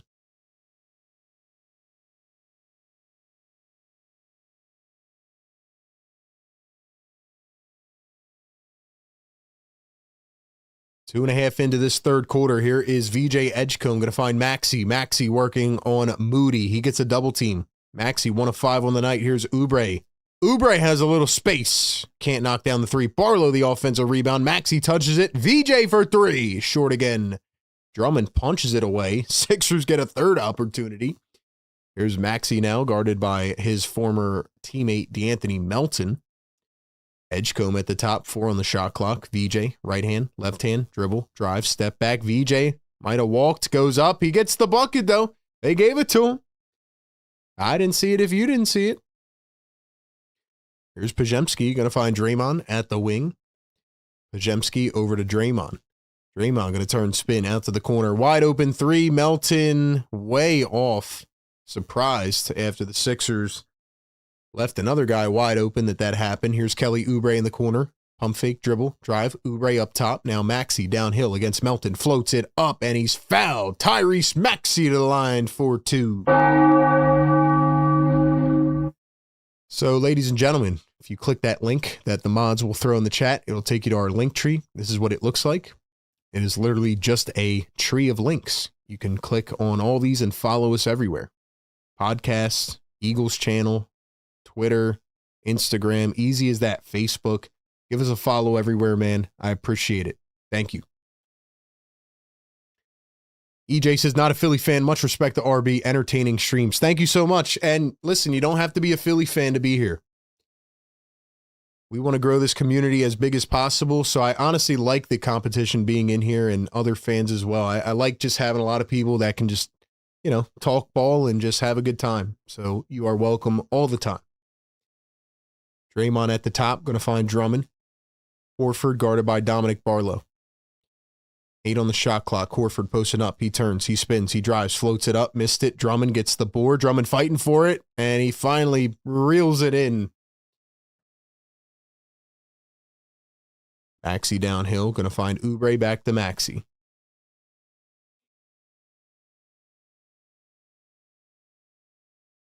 Here's Kelly Oubre, a little bit of space, pops a three. Cha-ching!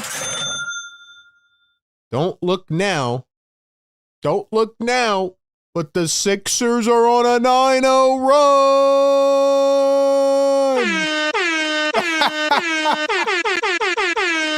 Yes, sir.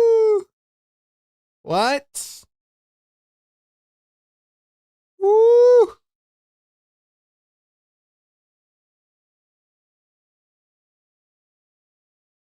Is this real life, man? Is this real life? The Sixers are on a 9-0 run to begin the third quarter. Drop the fires in the chat. I might have reverse jinxed them, man. Sixers are cooking right now. Speaking of on fire, while we go to this timeout, gotta tell you about the most fire college in the game. It is National University. Listen, man, you feel like you're working a job you don't really like, you know? You feel like you're just stuck in the same rut every day.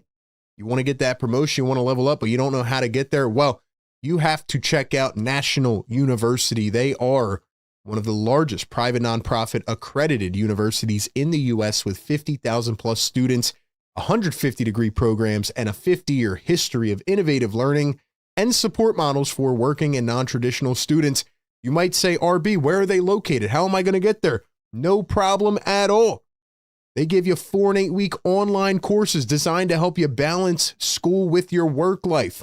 This is not your traditional go in school and, take all your classes in person. No, you can do this from the comfort of your own home anywhere in the world. For a limited time right now, NU is offering the Year of You scholarship that you can apply for until the end of March. This will grant students up to $6,000 annually towards your bachelor's or master's degree. You got to check out National University. They bring all the resources together for you. And if you want to click our link down in the chat or the description, you can see everything that they offer. Shout out to National University, the most flexible online schooling programs in the country, where you can juggle school with everything life has to offer. Shout out to our great partners who make this show possible. Appreciate them, man. Appreciate them. Let's go. Let's go. Alan says Warriors come out to play. No, we don't want them to come out to play. We don't want them to come out to play. We don't want them to.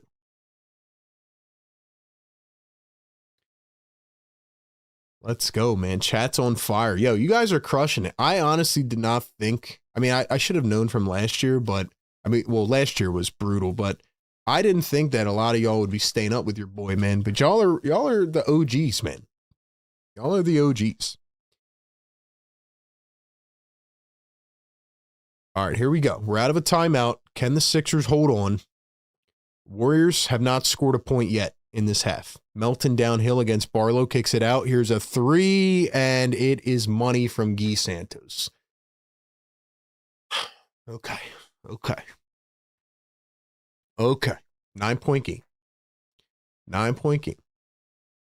Edgecombe down the lane goes up, and he is fouled by 2. VJ to the line for a pair. Kareem says we're going to wake up the neighbors today. I don't know, man. You guys are kind of slacking right now. Where are we at? 340? I don't know if we're going to get to 400, man. It's up to y'all in the chat. I don't want to hit the air. I don't want to go to prison tonight. Think they have Wi-Fi in prison? Think we can continue the stream there? I don't know, man.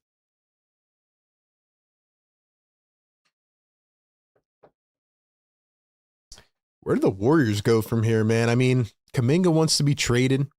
Butler's got a torn ACL. I want to see Curry back in the playoffs again, man. We streamed that playoff series last year. It was one of the best series that we streamed. That was a lot of fun, man. Rockets, Warriors. That was awesome. But then with the injury, it kind of got messed up the next series. I really feel like Warriors would have been in the conference finals VJ going to go 1 of 2 at the line. Yo, should we stream every day in the playoffs this year? Should we go from like the first round all the way through the finals and try to stream every day? What do you guys think? Yes or no? Yes or no? Here's D'Anthony Melton working against Andre Drummond. Crossover, drive downhill. Melton to Draymond. Draymond had to run it down. It almost went out of bounds. 3 on the shot clock. Hield a step back. Clunk off the rim. Here come the 76ers. Maxey. Sixers holding a 10-point lead. They're showing double team.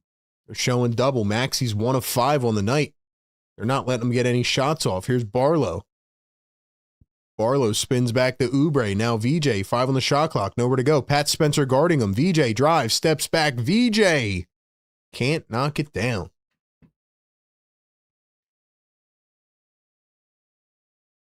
Santos up top to Draymond. Draymond going to pop a 3, and that is money. Busy says don't get burnt out. That's true. I mean, I'm not going to stream every day, right? We'll have some off days. Plus the Sixers, if they're in the playoffs, obviously get priority. But the Sixers get eliminated or whatever, or don't make it. Definitely think based on the success we had last year, it'd be fun to stream some of the different series. As the Warriors cause another turnover, Oubre can't believe it. Nurse can't believe it. I just wanted to know if you guys would tap into the other streams, if we stream other games again.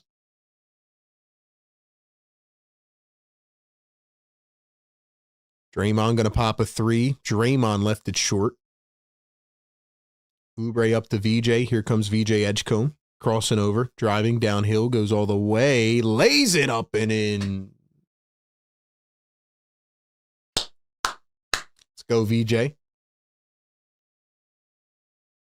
Here's Draymond Green, going to find Geese Santos. 5:30 to go in the third. Santos downhill against Drummond, and he's fouled.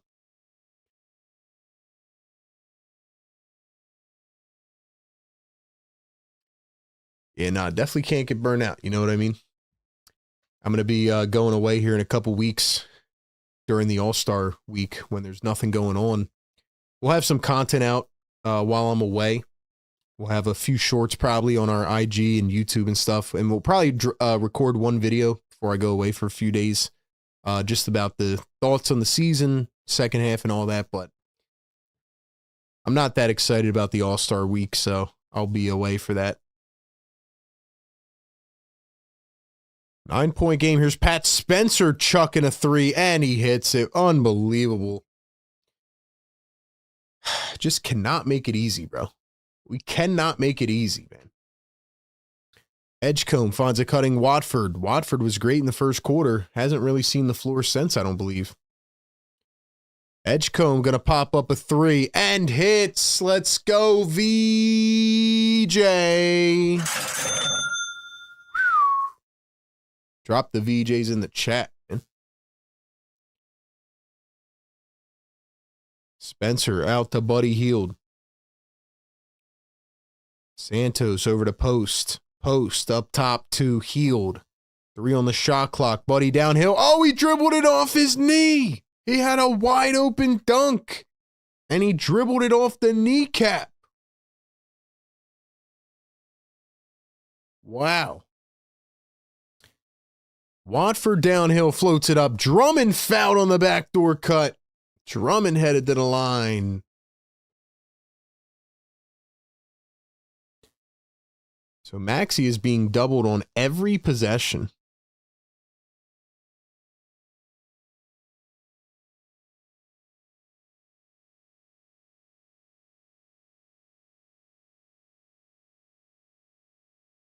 Nice to see VJ back in his element right now. 8 points in the quarter.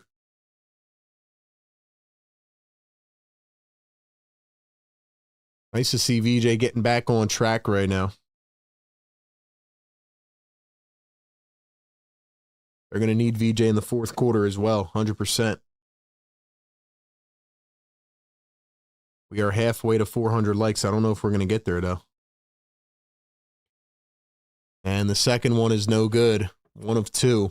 Grimes gets the rebound, though. Here's Maxey against Santos. Floats it up. Drummond. Oh, my gosh. He tried to oop it down. He dunked it on the rim. Watford lays it up. He missed it. Oh, my gosh. And we got another foul, though. We got a foul on Pajemski who can't believe it. Maxey ooped it up the drum, and he tried to throw it down one-handed, and he hit the front of the rim. And then Watford missed the runner. How come Watford didn't play earlier this half? Like, substitutions aren't really substituting for me tonight, you know?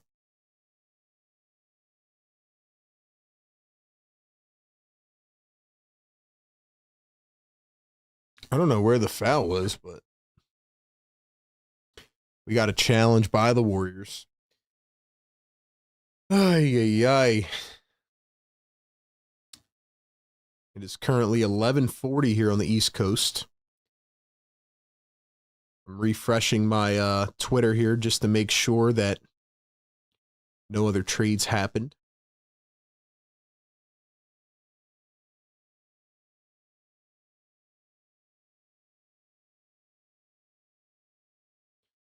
Sixer Nation, I need you to tell me right now in the chat. First off, I need a roll call, okay? I need to know who's still up with me.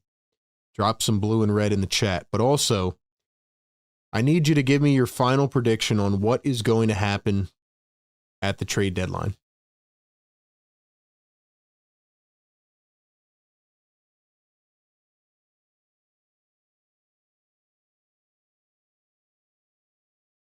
I need you to give me your final thought for the trade deadline. What do you think's going to happen? What will the Sixers do, if anything?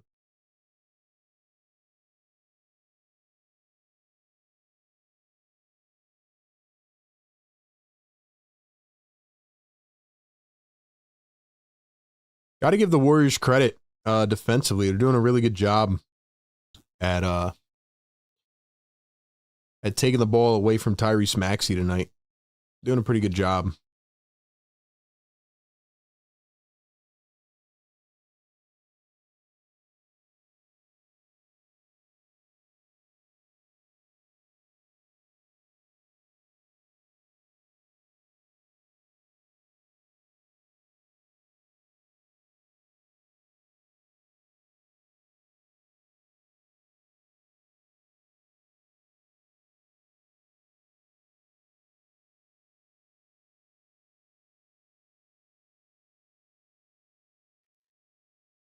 Karen says, no trades involving the Sixers. Watford shot was a goaltend. Golden State wants a challenge. Okay, it was a goaltend.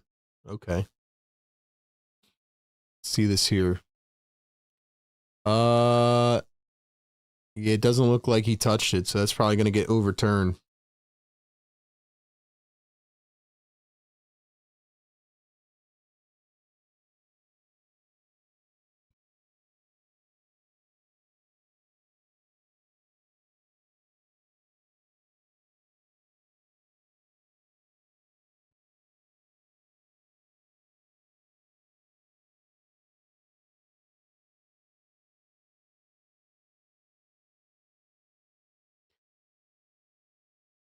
Sixers going to stay put, not making any moves. No trade work with this lineup.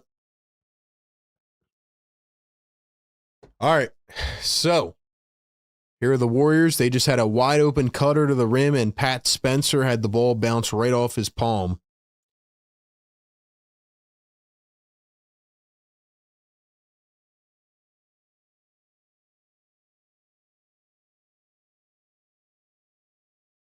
Here's Watford into the short intermediate area, floated it up and missed it.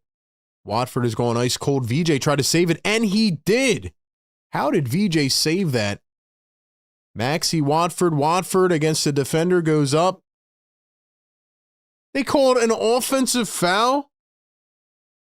Dude, come on, bro. There is no way they called that, bro. There is no way. Just because Watford's elbow inadvertently hit post. Come on, bro. You don't call that a foul. Dom says, I don't know about the trade deadline. Gets my head spinning when I think about it. Sixers are in the bonus, by the way. 3:35 to go in the quarter.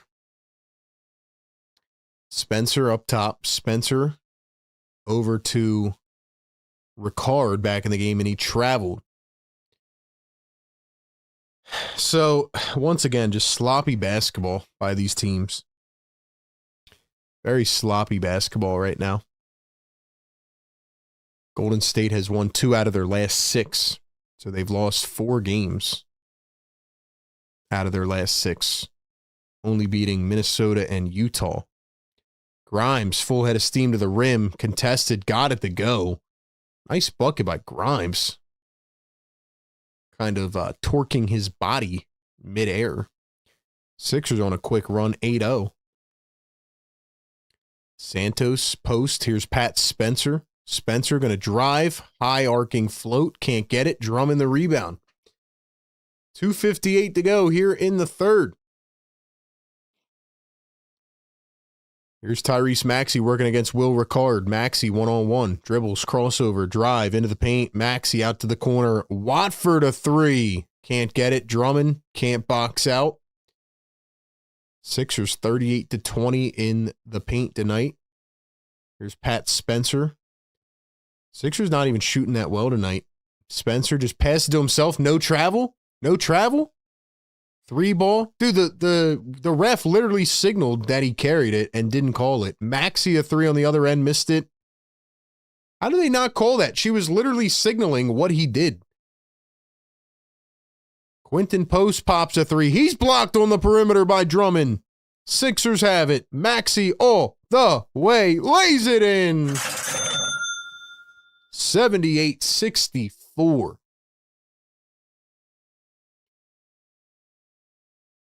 Santos downhill, kicks it out. Pajemski a 3. Off the back iron. Warriors have the rebound, though. 1:45 to go in the third. Spencer again, number 61, a 3-ball, and there it is. DJ Eastwood says Sixers battling the Warriors, and Kate and Aller are talking about Chris Farley. Hey, that's why you got to tune into the Sixers Game Day Live, man. We give you the game call and the coverage. We give you all the live play-by-play, the stats, and everything more, man. That's why I got to tune in. Let's keep growing the show, man. 670 people in the chat. Don't get us to 400 likes so I don't have to hit the air horn. Y'all are slacking anyway, though. Appreciate y'all, though, man. Let's go. I don't feel comfortable about this lead whatsoever. The Warriors, I'm going to be honest with y'all right now. The Golden State Warriors are playing like they're ready to give up this game. So far in the third quarter, it is 20-12. The Warriors have scored 12 points in this quarter. And I don't even think the Sixers are playing some elite defense right now. I think the Warriors just don't have enough. The Warriors are ready to just give up this game. And the Sixers are not taking it from them. They're not taking it, man.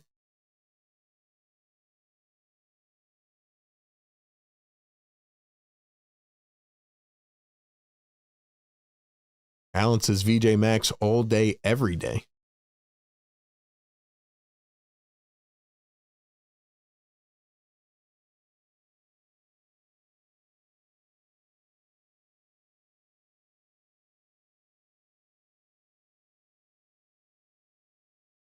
James Harden has already connected with Donovan Mitchell about their latest partnership.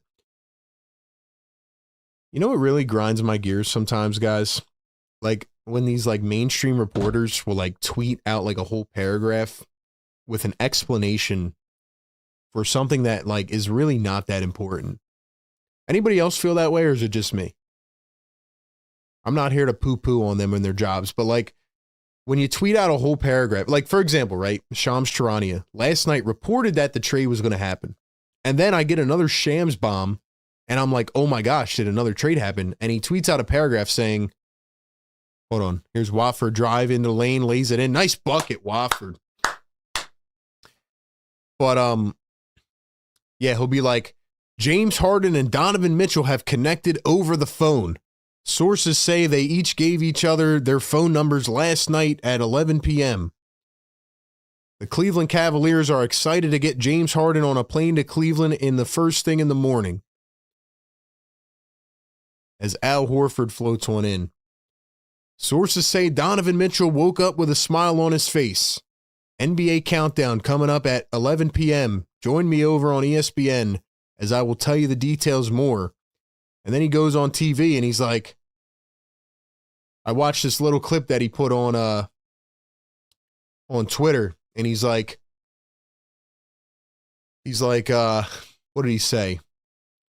Sources tell me that the Clippers were absolutely stunned and that James Harden is indeed on the Cavaliers' radar. I'm just like, why did you tell me 4 different things? Why did you tell me 4 different things like that really were not that important? Why?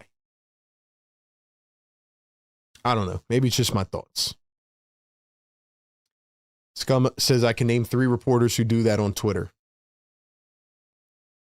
I don't know. Yeah, they just give like a paragraph with like fluff.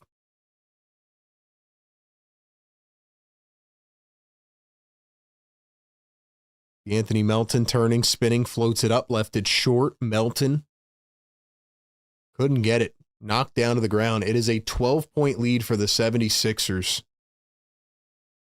Yo, shout out Woj, man.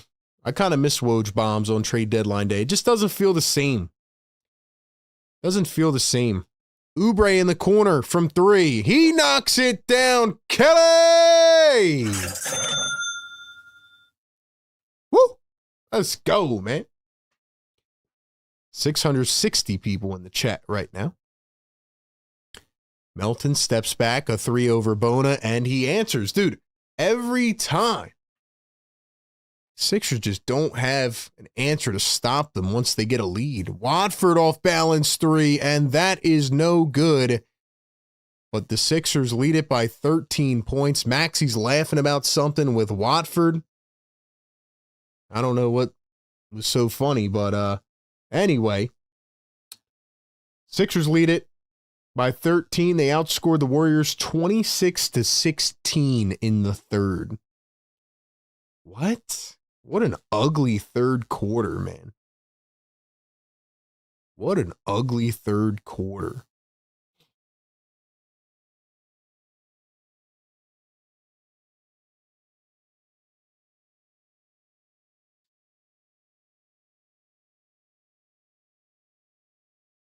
Ladies and gentlemen, it is the fourth quarter coming up. We need some fourth quarter fires in the chat. This is the 76ers Game Day Live Show presented by our great partners at National University. As always, we're powered by the Sleeper app. Do me a favor, like the show, subscribe to our channel, and support us. It is the nighttime live, man. We'll call the rest of the game here, then we will go into the postgame show shortly after. We'll do a condensed postgame. And then we'll be back tomorrow with a video talking about the trade deadline, and then we'll be here on Thursday at 3 p.m. Eastern streaming the trade deadline. So let's see what happens now. Vincent says, yeah, Shams should tweet out how Harden and Mitchell both are Adidas athletes. That's what I'm saying. That's what I'm saying. He's going to tweet out, like for example, right?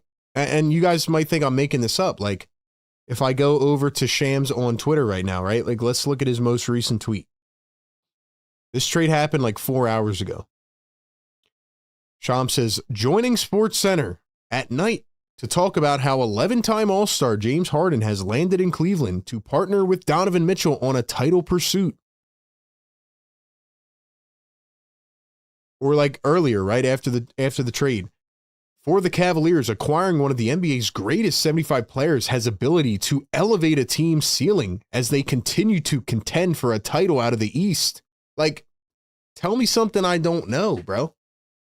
Tell me something I don't know.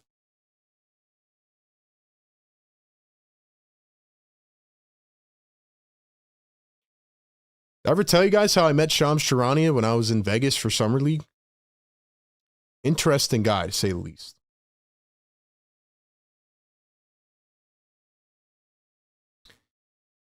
All right, here we go, man.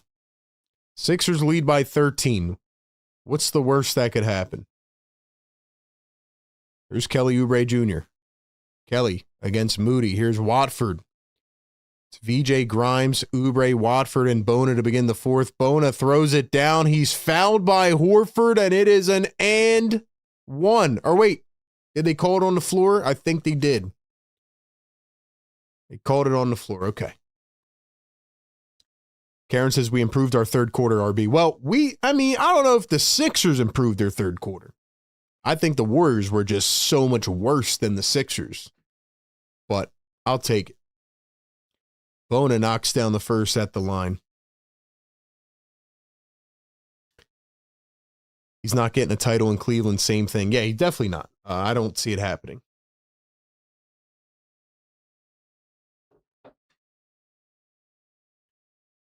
Bona going to miss the second free throw, 1 of 2.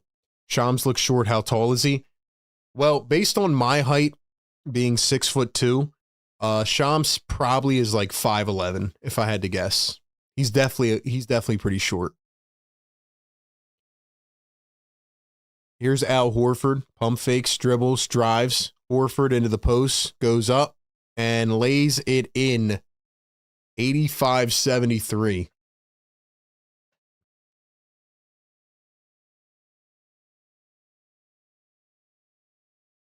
DJ going to step back, baseline, knocks it down. Sixers continuing to tack on here.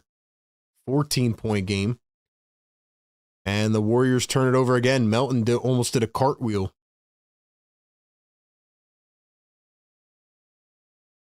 Yeah, Shams is probably like, from what I remember, he's probably like 5'10", 5'11", if I had to guess. Here's a Bona going to dump it to Grimes. Grimes puts up a 3. That one is short. And he was fouled. Grimes playing a little bit better right now. He's playing a little bit better. Shout out to the members in the chat. Busy B, Alan, Karen, Dom. Appreciate y'all, man.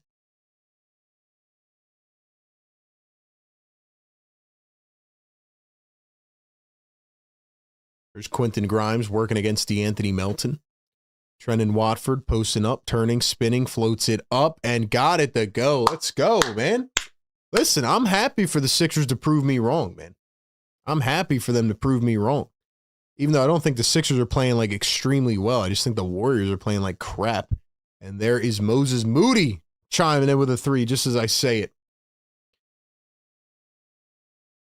I would love this to be an easy game at the end. Oubre over to Grimes. Grimes downhill, drives, kicks, and Horford called for the blocking foul.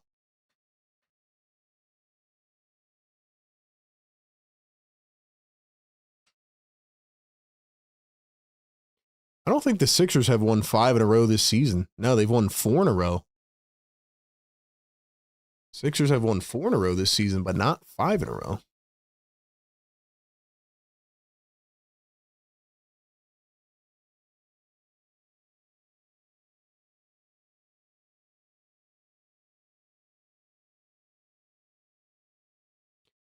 Watford drives downhill, finds Edgecombe. Oubre steps into a 3. Missed it short. Bona tried to put it back. Could not. Sixers get the dribble, though, as it pokes out the Bona. Here's a 3 from VJ. That one short as well. Oubre tried to save it. A third attempt, and Watford puts it up and in.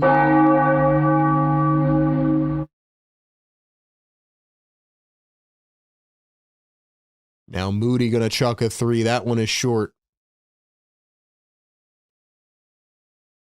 Melton to the rim, goes up, left it short, out of bounds. Going to stay with the Warriors.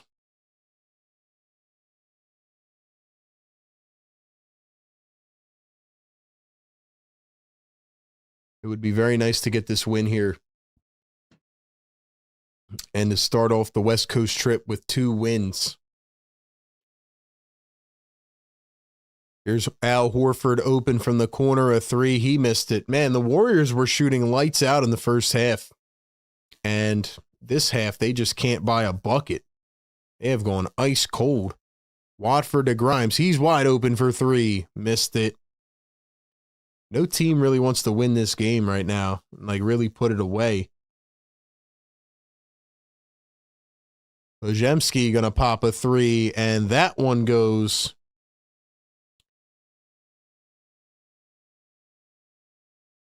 Golden State's starting to build some momentum here. Now they have shot 40% from three still, 45 from the field. Sixers are at 27 from three, 41 from the field. Sixers have out-rebounded them by 20, though. 23 offensive rebounds for the Sixers.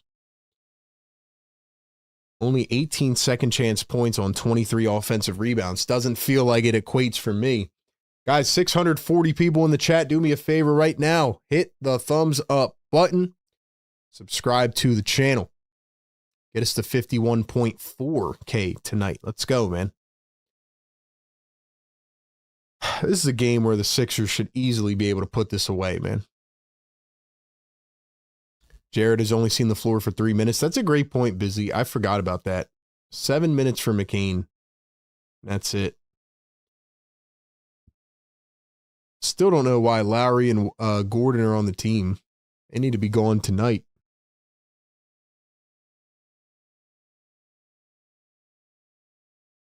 Drummond has 11 rebounds. Even though he hasn't scored the ball well, 11 boards for Drummond. It's what they need. How many boards does Bona have? He's got 6 in 14 minutes. Drummond has played some better defense here in the second, but again, the Warriors just cannot make anything. Let's go, chat. $2 super chat from James. What's up, James? Says, can we get to the finals with Joel Embiid?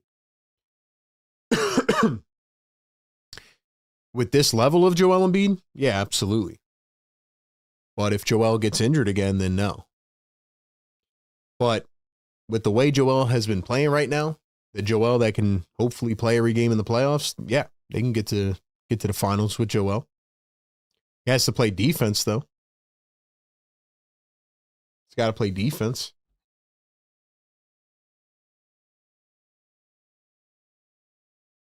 Busy says they need to be packaged up and shipped off. The only problem with that, Busy, is which team is calling up the Sixers saying, yeah, we have interest in trading for Lowry and Gordon. It's like going shopping on discount. You ever go shopping when a store's closing down? Everything's on clearance, 80% off. Let me not disrespect them like that, man. My bad. My bad. They just shouldn't be on the team, man. You see these other teams, they go 12 into the rotation. We can't even go 8 or 9 into our rotation.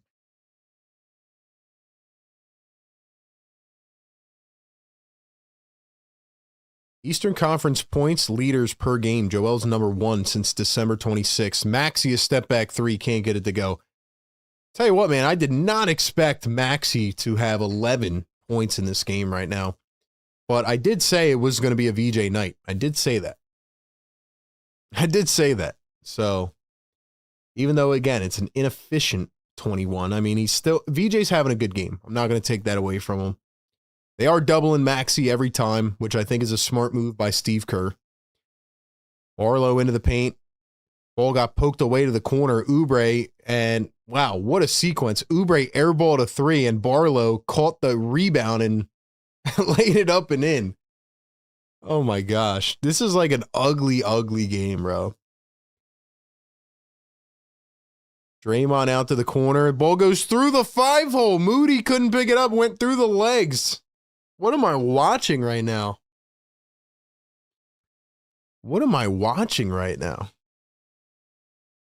This game is boring. Can a team have a worst win of the season, says Paul. This might be it. This might be it, man.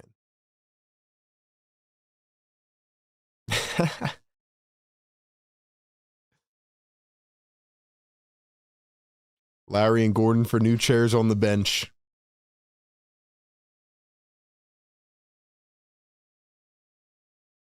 I do think Kyle Lowry is more of an analyst and a coach right now than a player, which is hilarious. Like, why not just have him as an assistant coach? Why keep him on the roster as a player? Especially with a no-trade clause. Lowry has a no-trade clause, which is insane. It might be the last one in the NBA. Maxey drives, lost the ball. Barlow picks it up. 2 on the shot clock. Step back, Barlow. Oh, it was blocked. I thought Barlow was about to hit the little fade step back real quick. 3 ball from the Warriors. Missed it. Sixers have it. They lead by 14.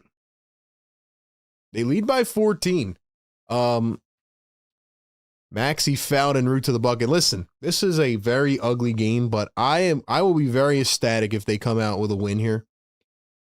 I say it all the time, right? There's about, 10% of the games you remember for good reasons, 10% you remember for bad reasons, and the rest of them are lumped into the middle with games that happen, but we don't really care. Move on to the next. This is shaping up to be one of those games, but hey, I'll take a W. Drummond lays one up and in. Are the Sixers actually going to make 2 games in a row non-cardiac? Are they really going to do it? Draymond does a 180, kicks over to Moody for 3, and hits. Let me chill out. My bad. No more talking. Let me not get ahead of myself. 6:30 to go here in the fourth quarter. BJ with the rock. BJ guarded by Buddy Hield. BJ one-on-one, driving downhill against his Bohemian boy. Here's Barlow at 3. Cha-ching! Take it to the dealership, man. Let's go, Dom. That Dominic Barlow 3-point shot getting better. Okay, Spencer had it poked away. Nice steal by VJ. Here come the Sixers. Drummond under the rim. Yeah, the Warriors have given up.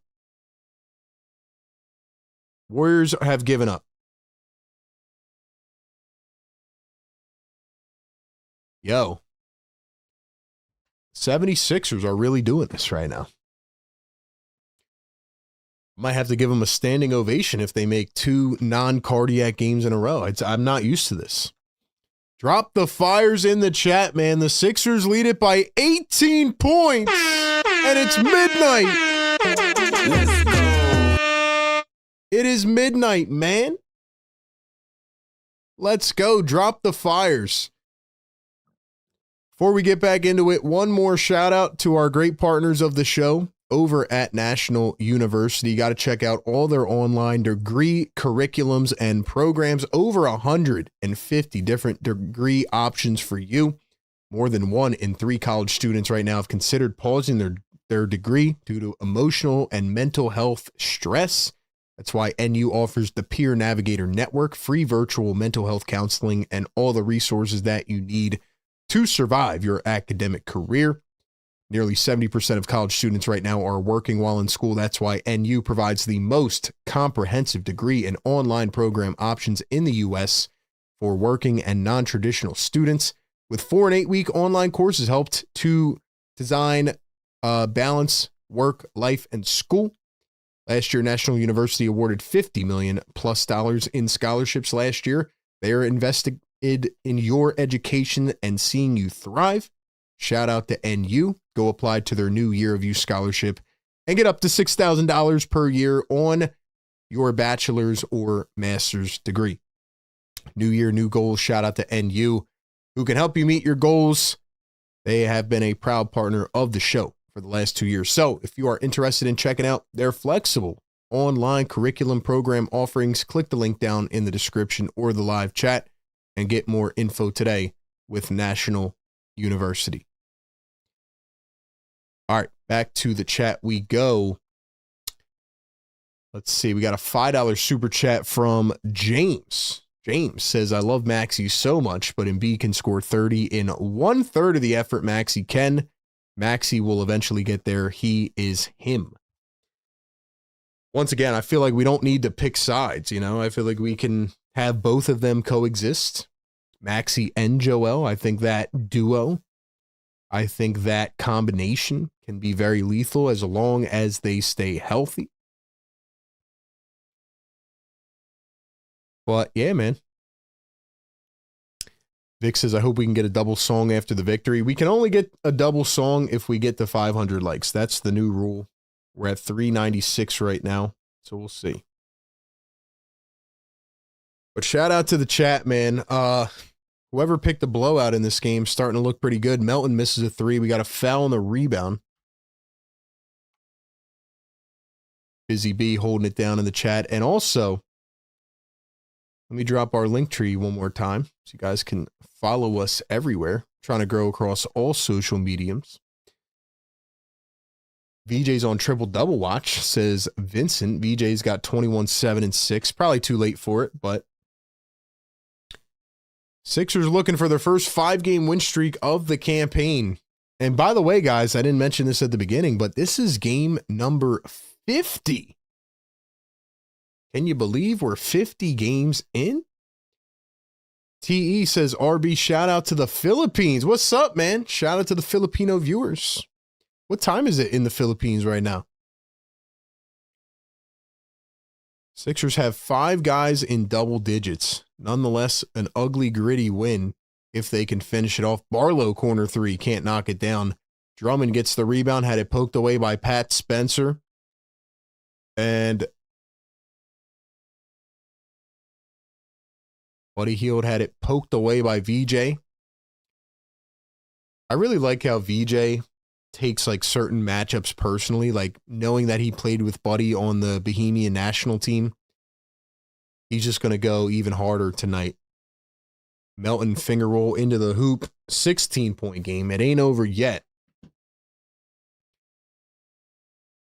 Yo, if the Sixers win tonight, they're going to be 29 and 21. I feel a lot better about that record than what they were before. Maxey a 3. Cha-ching. Let's go. Seal the deal. Seal the deal. No excuse for Maxey to have 8 shot attempts. There is an excuse. He's been double teamed every possession the entire game. They literally have just trapped him all night long. Now, he should have more than 8 attempts, but, I mean, they're literally taking the ball out of his hands, and it's a smart strategy. And in turn, the Sixers are doing exactly what I've been saying lately, and that is to get the ball in the hands of VJ Edgecombe. I don't think we give enough credit to VJ right now, but like he can handle some of the offensive duties, so let VJ keep cooking, man. Manuel says 1:10 in the afternoon in the Philippines. Shout out to the Philippines, man. 4:30 to go here in the fourth quarter. Here is Pat Spencer, floats it up and hits the mid-range, so now it is a 17-point game. I can't believe I feel this calm right now. I'm actually feeling calm, guys. What are the Sixers doing to me? Maxey gets the ricochet. 4:10 to play. Fourth quarter. Maxey gets double-teamed again. They take the ball away from him. VJ. 3 on the shot clock. VJ against Spencer. Drives. Steps back. VJ knocks it down on the step back. Big time, man. Santos, a wide open layup on the other end.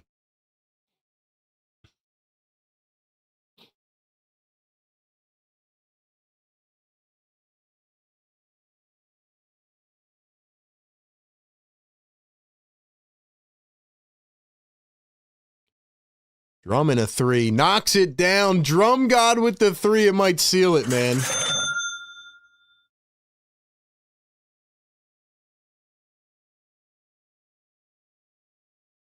Santos responds with a 3. Let's go.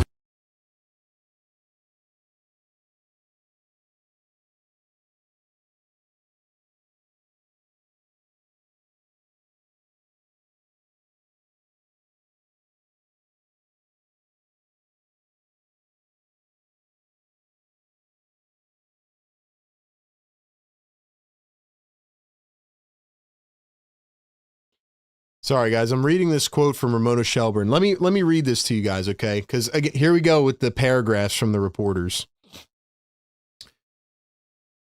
Hold on. Let me tweet something out real quick.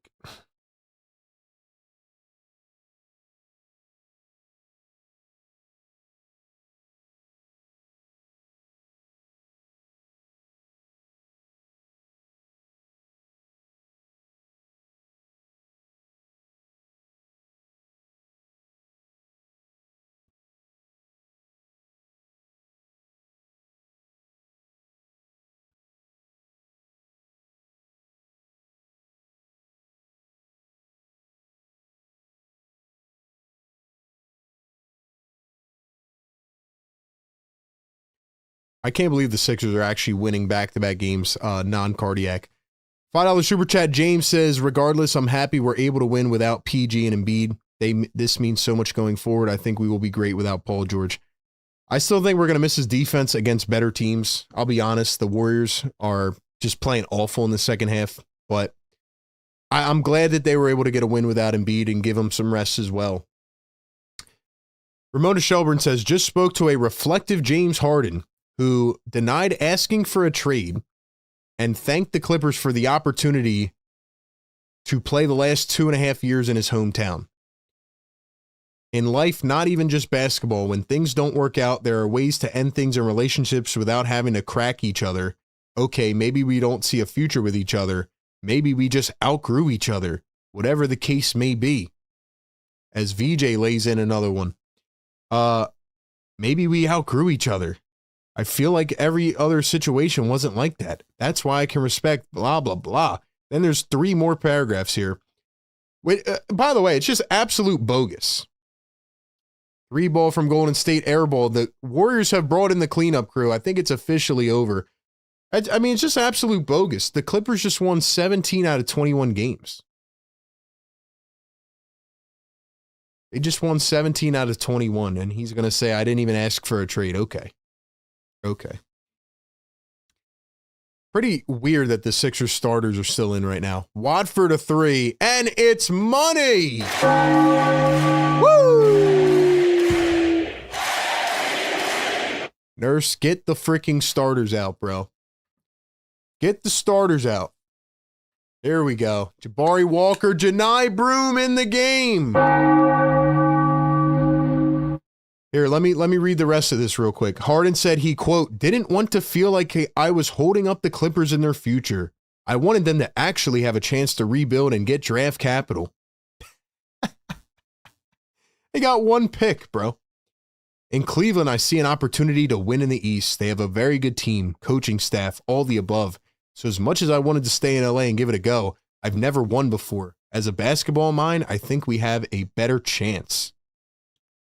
Dude, what are you talking about? So you're saying you didn't request a trade, but you're saying that you wanted to go to Cleveland and give the Clippers a chance to win or to rebuild. Like what? VJ off balance, no good. What is he talking about, man?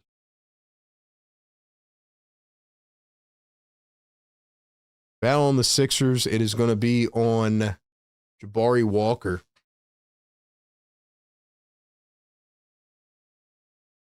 Pure Philly Payne says Watford has been so money tonight. Yeah, he has made a lot of plays. We hit 400 likes, by the way. Drop the yes sirs in the chat. We will hit the air horn. We're not at 500 though. Warriors brought in all the backups. Trace Jackson Davis is in. A couple others. They miss a 3. Let's go, man. Yes, sir. Yes, sir. Wake 'em up. Let's go, chat. Appreciate y'all being here, man. Shout out to the neighbors. They got to be up at this point. Warriors turn it over again. We are winding down the clock. James with a $5 super chat. He says, imagine if we got prime James with Embiid. That time period was so ambiguous. We didn't know which Harden we were getting. Jared McCain back in now. 47 seconds to play as we wind down this one. McCain going to find Janai Broom. Broom kicks it out to Walker. Walker all the way in. Floats it up and a miss. At Spencer, step back 3 and nails it. Yeah, prime James would have been insane. I mean, again, I said this at the beginning of the show, James. The Sixers won both of the James Harden trades.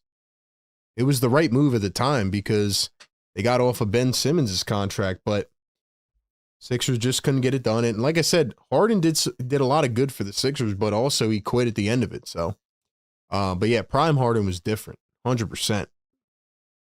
Still interesting with the way that he plays, right? With the way that it looks. So, still different for sure.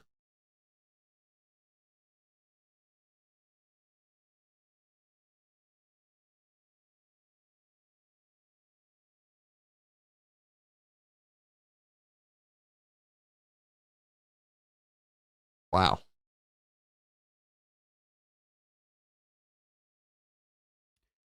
Ladies and gentlemen, Sixers win.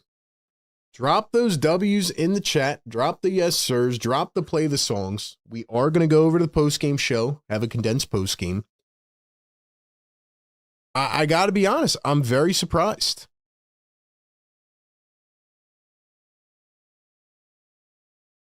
First 5-game winning streak in 2 years, and first time above 500 in a long time by this many games. They're now 8 games above 500. They're playing good ball.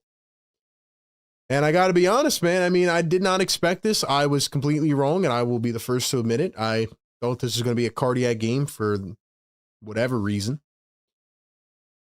But Sixers blow out the Warriors, who completely disappeared in the second half. They had how many points? 39 points in the second half. That is atrocious. Yeah, man. I don't want to buy in just yet, but Sixers beating down on another bad team without Curry tonight. Dude, let's freaking go, man. It's a big win. The Sixers actually won back-to-back non-cardiac games. I cannot believe it. I feel like I'm in a different stratosphere right now. I feel like I'm on a different planet right now. Like what, man? Ladies and gentlemen, I want to see all the members drop those play the songs in the chat. Sixers are 8 games above 500. We are less than a day and a half away from the trade deadline. Things are heating up. Ladies and gentlemen, Sixers crushed the Warriors. Play the song.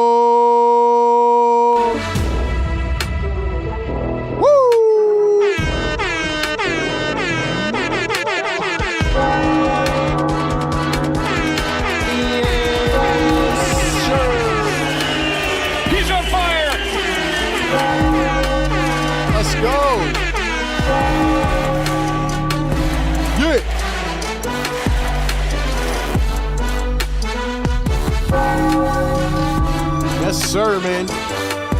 Yes, sir.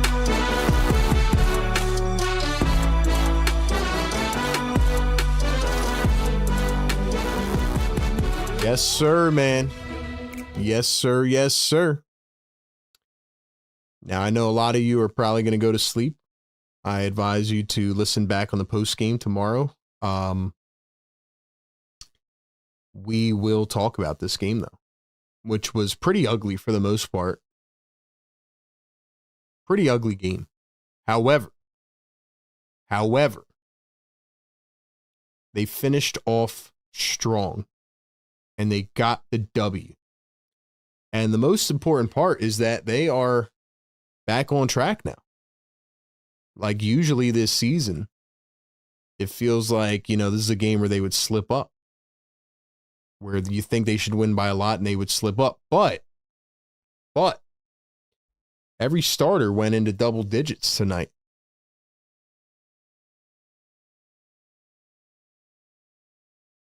How about Trendon Watford with 16 off the bench? How about Grimes with 10? Bona had a good game. So, yeah, man. Sixers get it done. 2 a.m. in Argentina. Let's go, man. Shout out to you.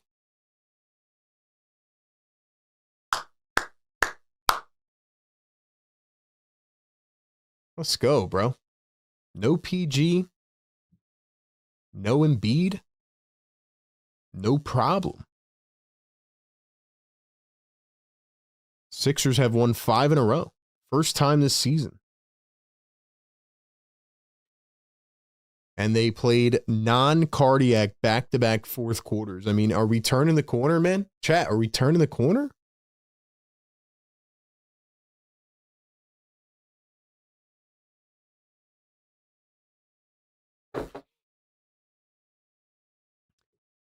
Nonetheless, it was an ugly win, but I will say it was a good win because they handled business down Joel Embiid. So, yeah, man, I mean, usually the Sixers do kind of struggle on the West Coast. This has been a pretty good start. 2-0. Handled business. Handled business. I thought they were going to split. I did not think that they were going to win both games. We will talk about it more. We will give our main analysis on this game. We will highlight everything. And then, ladies and gentlemen, I'm telling you, before you leave, make sure you hit the notification bell. We're going to drop a final trade deadline video tomorrow. We're going to drop some shorts, and then we'll be back on Thursday for the live show coverage as, we'll stream the trade deadline, and then we will, if anything happens Sixers-wise, we'll cover it immediately. But yeah. Game on Thursday night as well. So we're not going to sleep just yet, man. We're not going to sleep just yet. Shout out to everybody staying up with your boy, man. All right. Don't go anywhere. Game day live in the books. Post-game live show coming up here in just a few minutes. Be back in about 5 to 7 minutes. Don't go anywhere. Got to set up a few things. We'll talk about this game, give a quick recap, and we'll be on to the next one. Appreciate y'all, man. Sixers post-game live coming up next.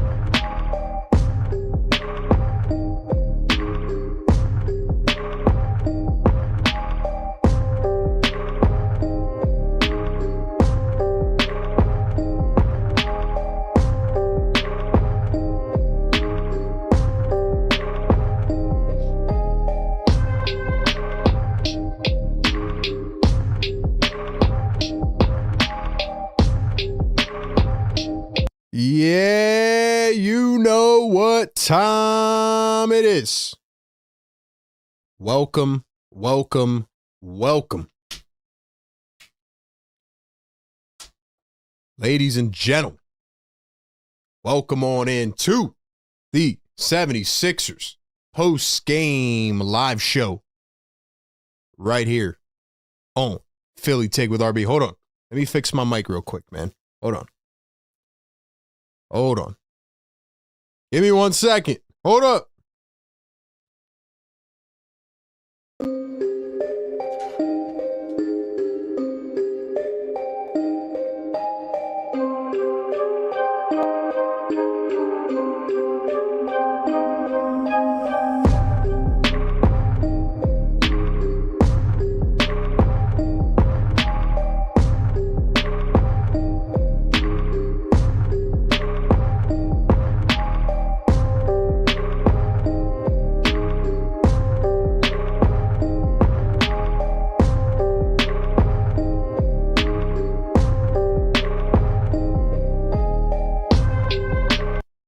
All right, let's run it back, man. All right, my bad.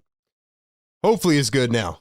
Anyway, man, let's run it from the top. So, welcome on in. 76ers post-game live show. The 76ers take down the Golden State Warriors. They blow them out 113-94. And y'all know the deal, right? It's late night. It's the second of a back-to-back. So, let's go ahead and keep it pretty simple tonight. I don't know why my mic is making a static noise. It's kind of weird, to be honest. But, hold on. There we go. We'll just do that. The 76ers blow out the Golden State Warriors. This was an ugly game. This was a game that I didn't really enjoy watching for like 70% of it, but they closed it out strong. They finished it strong, and I give them credit for outweighing the Golden State Warriors in the second half. So we're going to talk about a couple of the main takeaways. There's not a ton to take away from this game without Joel Embiid playing, without Steph Curry, without, some of these other guys in, but, we'll break it down. This is the Sixers postgame live show presented by the Sleeper app. Download the Sleeper app. Check them out. Use promo code PhillyTake. Ladies and gentlemen, the 76ers have won 5 consecutive games. They have won 5 in a row for the first time this season. How do we feel about 5 games in a row? Hold on, let me try one more thing to fix my mic because it's getting on my nerves. Hold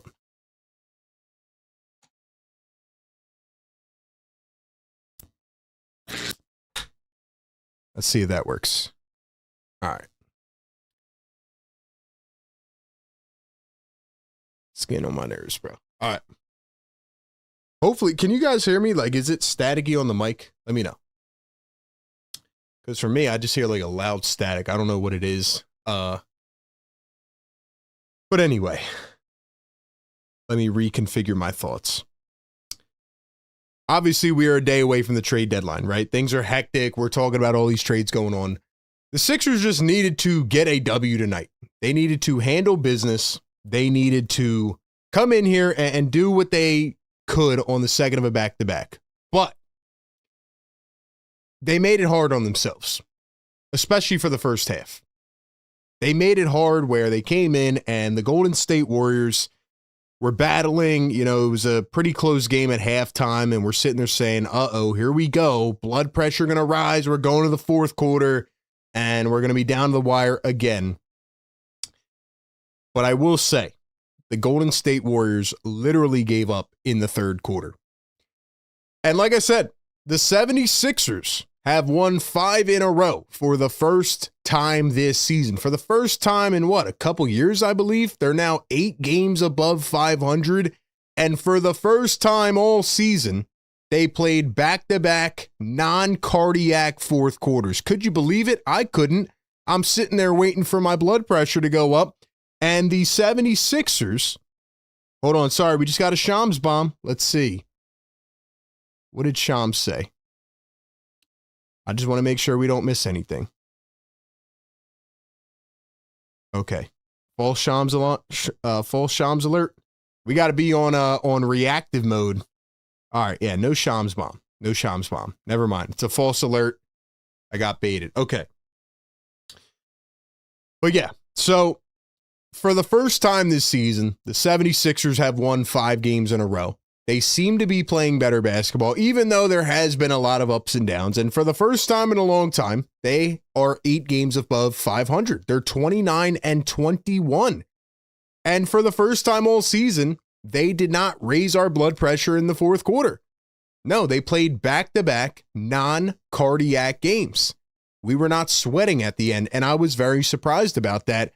But you come into tonight, you're going up against the Warriors without Stephen Curry, obviously without Jimmy Butler, and without Jonathan Kuminga.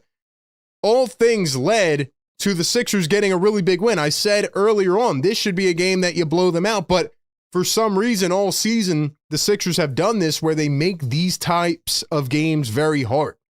You know, there's a game where they should easily win, but they go in and they struggle and they play down to competition. I thought we were going to see that again, but I was wrong. And the Sixers just blew the brakes off this team in the second half. Now, second half, the 76ers outscored this team 55-39. They dominated them in the second half. I could not believe the Sixers actually outscored a team in the third quarter. The Golden State Warriors only had 16 points in the third quarter.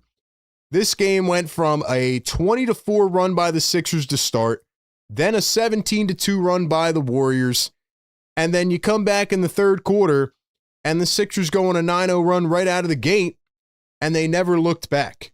And it honestly felt like the Warriors were just throwing whatever at the whiteboard, and they just had no game plan at all. They had no effort. The Sixers beat them down in the second half. And my favorite stats from this game tonight, my 2 favorite stats from this game tonight, Sixers out-rebound the Warriors 56-33, and they out-beat them in the paint 54-30. The Sixers got inside. They went downhill. They attacked. I thought there was a lot of plays where they were fouled. It wasn't called, and the Sixers just took advantage of it. And I give the Warriors credit for trying to adjust defensively. What did they do? They threw a double team all game long at Tyrese Maxey. Maxey only had 9 shot attempts in this game. Matter of fact, he had the lowest amount of shot attempts in the entire starting lineup. But the starting 5 was spreading the wealth. Every starter had double digits tonight. And they were led by VJ Edgecombe, who took the rock, and it was so nice to see VJ get back in his groove. And he plays 40 minutes tonight. He drops 25 points on 11 of 20 from the field, hits a couple threes, gives you 7 boards, 7 assists, 2 steals, and only 2 turnovers. And especially moving forward without Paul George, this is the type of VJ Edgecombe that I want to see handling the rock, controlling the floor, being able to manipulate the defense. It felt like a game where VJ just put his fingerprints on a little bit of everything. And I thought that he just once again looked like a seasoned professional tonight. So a really nice VJ game. And I like the fact that he was able to step up, especially, you know, with Tyrese Maxey getting doubled all game off the ball. They were trapping him, and they just did not want Maxey to really shoot the ball, and I understand that. Now, no Joel Embiid tonight, so obviously it was going to look different. But again, the Warriors were missing guys as well. I got to give a shout out to the bench, man.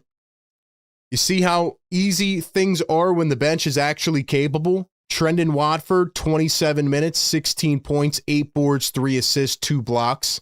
Quentin Grimes gave you 10, 5, and 3. You had a Dem Bona who played maybe his best first half of the season. He gives you 11 and 7 tonight. Andre Drummond was a little bit up and down. The first half was a little bit shaky. He came out, he had like 5 boards in the first 5 to 6 minutes. Then he couldn't hit a layup. Then he wasn't defending the paint. Then the Warriors are keeping this game in it. And, you know, Drummond comes out in that third quarter, and once again, he just starts harassing them on the glass, you know, moving the ball a little bit. He did have 4 turnovers. He didn't play a clean game, But I did think it was one final opportunity for the Sixers to see Andre Drummond and see why they should keep him and not just duck the luxury tax, because he is a very valuable rebounder on this team. Maybe one of the best, maybe the best. So, I thought it was an okay Drummond game. I thought Bona did really well off the bench, had a surge of energy instead of just giving you your typical 2 blocks. I thought he threw down a couple nice alley-oops. There was an oop where Drummond tried to throw one down, hit it off the front of the rim. Yeah, I just thought the Sixers attacked, and I thought the Warriors had absolutely no answer for it. I mean, the Warriors in the first half had 19 combined between Quinton Post and Buddy Hield off the bench. You know how many of those guys finished with? 19. Quinton Post and Buddy Hield did not score a point in the second half. It was Pat Spencer and DeAnthony Melton that got going, but it just wasn't enough. Draymond is a shell of himself. Al Horford hit a couple threes, but outside of that, I mean, who did they really depend on to keep them in this game? Guy Santos, Moses Moody? It's just not going to happen. Pajemski's not that good of a player. So the Golden State Warriors honestly had not nearly enough talent to win this game. I just thought that because the Sixers have these games where they should easily win and they slip up, I thought this was going to be another one of those games, and it wasn't. It wasn't. I liked the intensity. I liked the hustle. Another thing I liked from the Sixers is that they had 20 second chance points in this game. 76ers had 25 offensive rebounds. They beat them 25-8 in that category. And the 76ers had 20 second chance points, and the Warriors only had 11. I thought the Sixers did well again, not turn the ball over. They had 12 in this game. Warriors had 20. And like I said, the Sixers just pretty much beat them down in every category. The Warriors in the first half were shooting above 50% from 3 and from the field. Or actually, it was above 50 from the field. It was like 45 or 6 or 7 from 3. Couldn't remember. But the Warriors still ended up shooting 47% from the field. They shot 39% from 3. The Sixers did not shoot nearly as good, but they did all the other things well. And it just goes to show that in a night where, your shots aren't really falling, you can still impact the game and win it by doing the little things right. And it's the things that we've been preaching all year long. It definitely was not a perfect win or a clean win by any means. It was very ugly for a lot of the game, especially in that early third quarter. But sometimes, and I always say this, you have a bunch of wins clumped into the season where, they're wins, you move on, you got the W, it's a W in the standings, and that's it. This is absolutely going to be one of those games. Like, you think back to the first Warriors game, we remember that game because the Sixers should have put it away early without Steph Curry. They didn't. Then VJ had to hit the big shot at the end. Pat Spencer had 16, was going crazy against the Sixers. But this is going to be one of those games where you just, you got the win. Who cares? You move on. I'm glad that they were able to get Joel another game of rest. They were talking to Joel before the game, and he said, about his All-Star nod, I don't need validation. He said, don't put me in the All-Star game. It's all good. I'm focused on one thing, and that is winning. And tonight, he prioritized rest. And, I still think we got to get back to the point where this guy is playing every game. I think that having Embiid sit every back-to-back is not ideal in the long term. But for tonight, we can look past it, especially on the West Coast, because they got the W. Sixers are now 2-0 in this first 5 West Coast trip. So they've won the first 2. And we'll see if they can beat the Lakers. We'll see if they can beat the Phoenix Suns and the Portland Trail Blazers as well. Other than that, man, I don't know what else I want to really say about this game. I thought Nick Nurse had some very weird substitution patterns. Now, I did like when it felt like the momentum was being flipped a little bit, Nurse would call a timeout and had a good handle on that, but I did not like the rotations at all. I did not like the patterns. I did not like really much of anything where the 76ers, honestly, they just, I don't know. Like the 76ers for me in this game, they just, again, for a lot of the game, they made it harder than it had to be. And that's been a theme with this Sixers team. Now, at the end of the day, we look back, they got a W. It is what it is. Who cares, right? Move on to the next one. But, when you're playing against a better team, you have to build these habits. You have to have it to a point where you're able to put a team away. Now, the Sixers did do that late in this game. And I also think part of it was the Warriors, again, just did not have any guys on the floor. They did not have anybody that really showed any effort or wanted to win this game late, or, they didn't have any guys that, could really just step up and take over. So I think it was a joint effort. I think the Sixers were able to put them away at the end, hit a couple big shots, but they didn't play that well. The Warriors just stunk. I thought Nurse in the first quarter taking Maxey out, leaving him out for like 9 minutes, and then bringing him back in the second late. I don't know. That kind of messed up the flow. McCain only played 7 minutes tonight. I thought he could have got a little bit more action. Yeah. Other than that, I think we're just kind of holding the edge of our seat here, waiting for the trade deadline. And we have a lot of trades ongoing. We talked about them throughout the night on our show. But really, the question is, what do the 76ers do? What do the 76ers do, man? Because you're thinking about Joel Embiid, you're thinking about Maxey, the way these two are playing together. Like, obviously, Paul George is out for the next 20 whatever games, but you're seeing that there's depth on the team, right? Like, you're seeing that there's even tonight, every starter had a steal. Like, these guys are multifaceted, but again, I think it just comes down to opportunity and being able to take advantage of it. There was a stretch in, the second quarter where the Sixers were they were playing like chickens without heads. They were shooting up every ridiculous shot from Maxey to Oubre to Edgecombe. Everybody was just going crazy, and you felt the momentum of the game slipping a little bit. But then the Warriors pretty much just shut down in the third quarter and only had 16 points. So I say all that to say there's not much else to take away from this game. Give me your thoughts in the chat. I will read out a few comments, but the Sixers get a win. I'm happy they got the W. It was not pretty whatsoever, but they are now 8 games above 500, and I think going into the trade deadline, this should be, and you know what? Let me go on a rant here for 30 seconds, because Joel Embiid the other day said, to the media, we always duck the luxury tax. This is an opportunity for us to finally push the chips in. He said, I don't want to duck the tax. He said, we need to, get better. We need to improve at the deadline. So if the Sixers ownership cares at all about Joel Embiid and his comments, and now you've won 5 in a row, now you're 8 games above 500, it's not 22 and 21 anymore, or 15 and 13, right?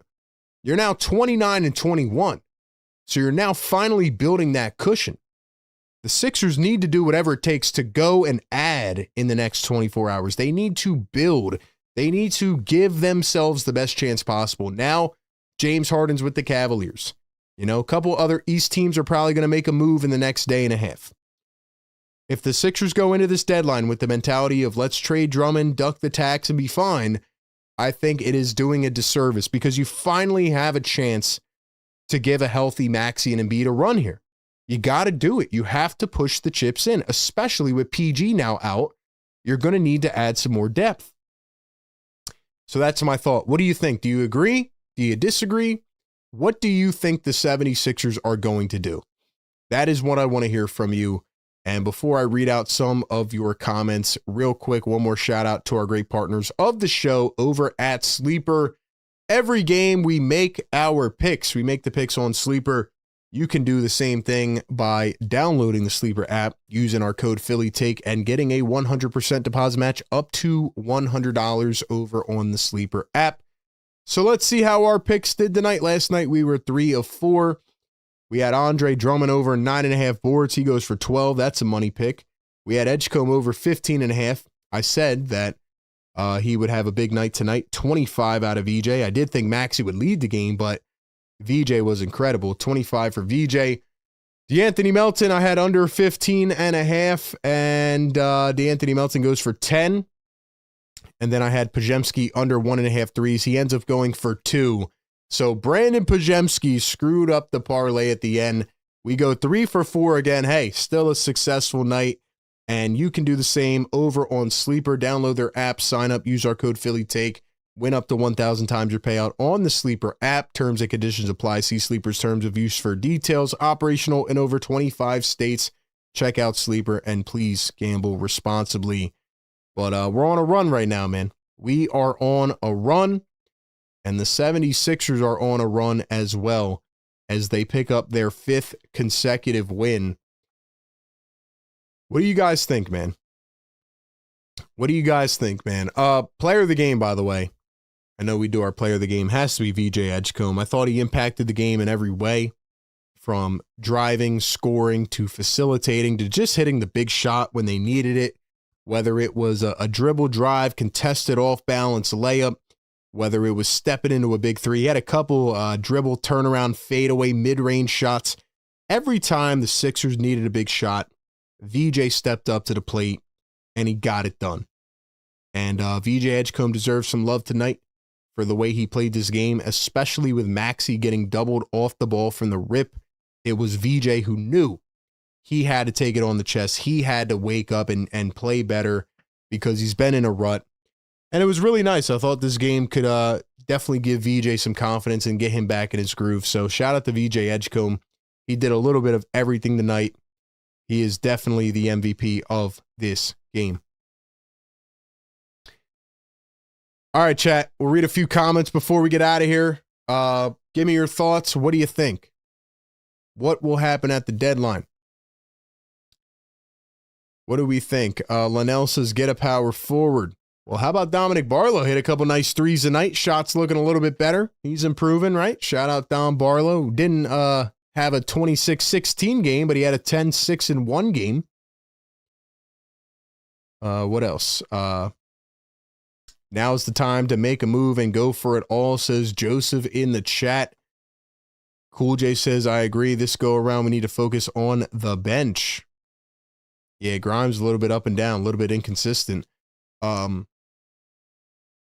says, best 5-game run of the year. Joseph says, Josh Harris needs to suck it up, pay the tax, and put the team in a position to win now. I agree. You got to give Embiid and Maxey a chance. 100%. 100%. PG, give us defense and rebound. Josh Harris wouldn't do that, says AI in the chat. Sixers get Tari Eason. I would like that pickup. I don't think it's going to happen. I've talked about some of the targets I like, but, yeah, definitely those wings, definitely guys that can knock down shots, and I do think the bench is the priority right now. Getting a for sure fire microwave scorer off the bench, because who knows how consistent Grimes and McCain can be. $2 super chat from Nick Marchetti. Nick, thank you so much. He says, McCain is barely playing. Do you think he gets traded? Nah, I don't. I don't think McCain will get traded. I think Drummond may be traded, but I think McCain, they're kind of just looking at this season as like a it is what it is type of year. He's on a rookie contract. They have control. I don't know why he only had 7 minutes tonight. McCain is starting to build momentum back, and then Nick Nurse doesn't play him. I don't get that at all. But whatever the coach says goes, I guess. I think if anybody's going to be traded, it's going to be Andre Drummond, and I still don't think it should happen, even though Drummond had some of his, classic, like, what am I doing moments tonight. He rebounded the ball well. The Sixers out-rebounded this team by 20+, and I think that was in main part due to Andre Drummond and his presence. So I do think that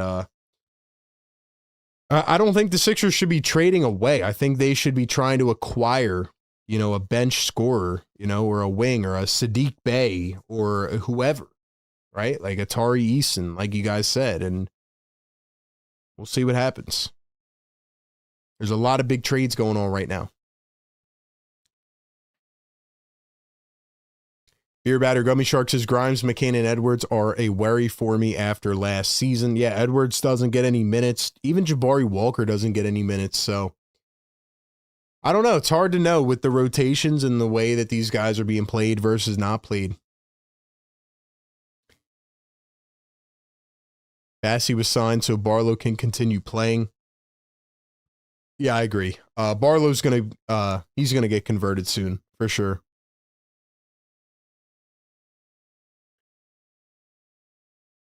Allen Iverson says, "Go get Gershon Yabusele back." I don't see it happening. There was a report that Gershon might even go overseas. He's having a tragic year with the New York Knicks. But yeah, I do think the Sixers may. I mean, I hope they add at least one piece. If they go into the deadline and do absolutely nothing, I'm just gonna feel a bit weird about it. Like they're not that serious. If they duck the tax and they trade Drummond away, then I'm gonna know that they're absolutely not serious at all about doing anything. Like I'm telling you, we're gonna live stream on Thursday. If they trade Drummond and do nothing else, I will be ranting for like 2 hours. Because this is your opportunity in a wide open Eastern Conference to make some noise if you can stay healthy. I know it's a big if, but if you can keep getting Maxey and Embiid to play like this, if you can stay healthy, you got to give those guys one chance to make a run. So we'll see. Anyway, man, second of a back-to-back. That's all I got for tonight. You all have been incredible once again tonight. Thanks for staying up with me late on the East Coast, almost 1 a.m. here. Excuse me. But yeah, man, we will drop a video tomorrow or today talking about trade targets. Our final thoughts on that. We'll be back on Thursday live for the deadline and for the game at 10 p.m. as the Sixers will take on the Lakers. But it is the Sixers post-game live show right here on Philly Take with RB, presented by Sleeper. Sixers get a win, 113-94. They have won 5 in a row. They're 8 games above 500. 29-21. Good way to handle their business. See what happens next, man. Going to be an interesting day and a half here. Shout out to the members, the mods, the community. Appreciate y'all so much. Enjoy the rest of your night. Get some rest. And Sixers, don't make a trade at 5 in the morning, please. We'll cover everything as it happens. Philly Take with RB, man. Enjoy the rest of your night. Catch y'all very soon. Peace.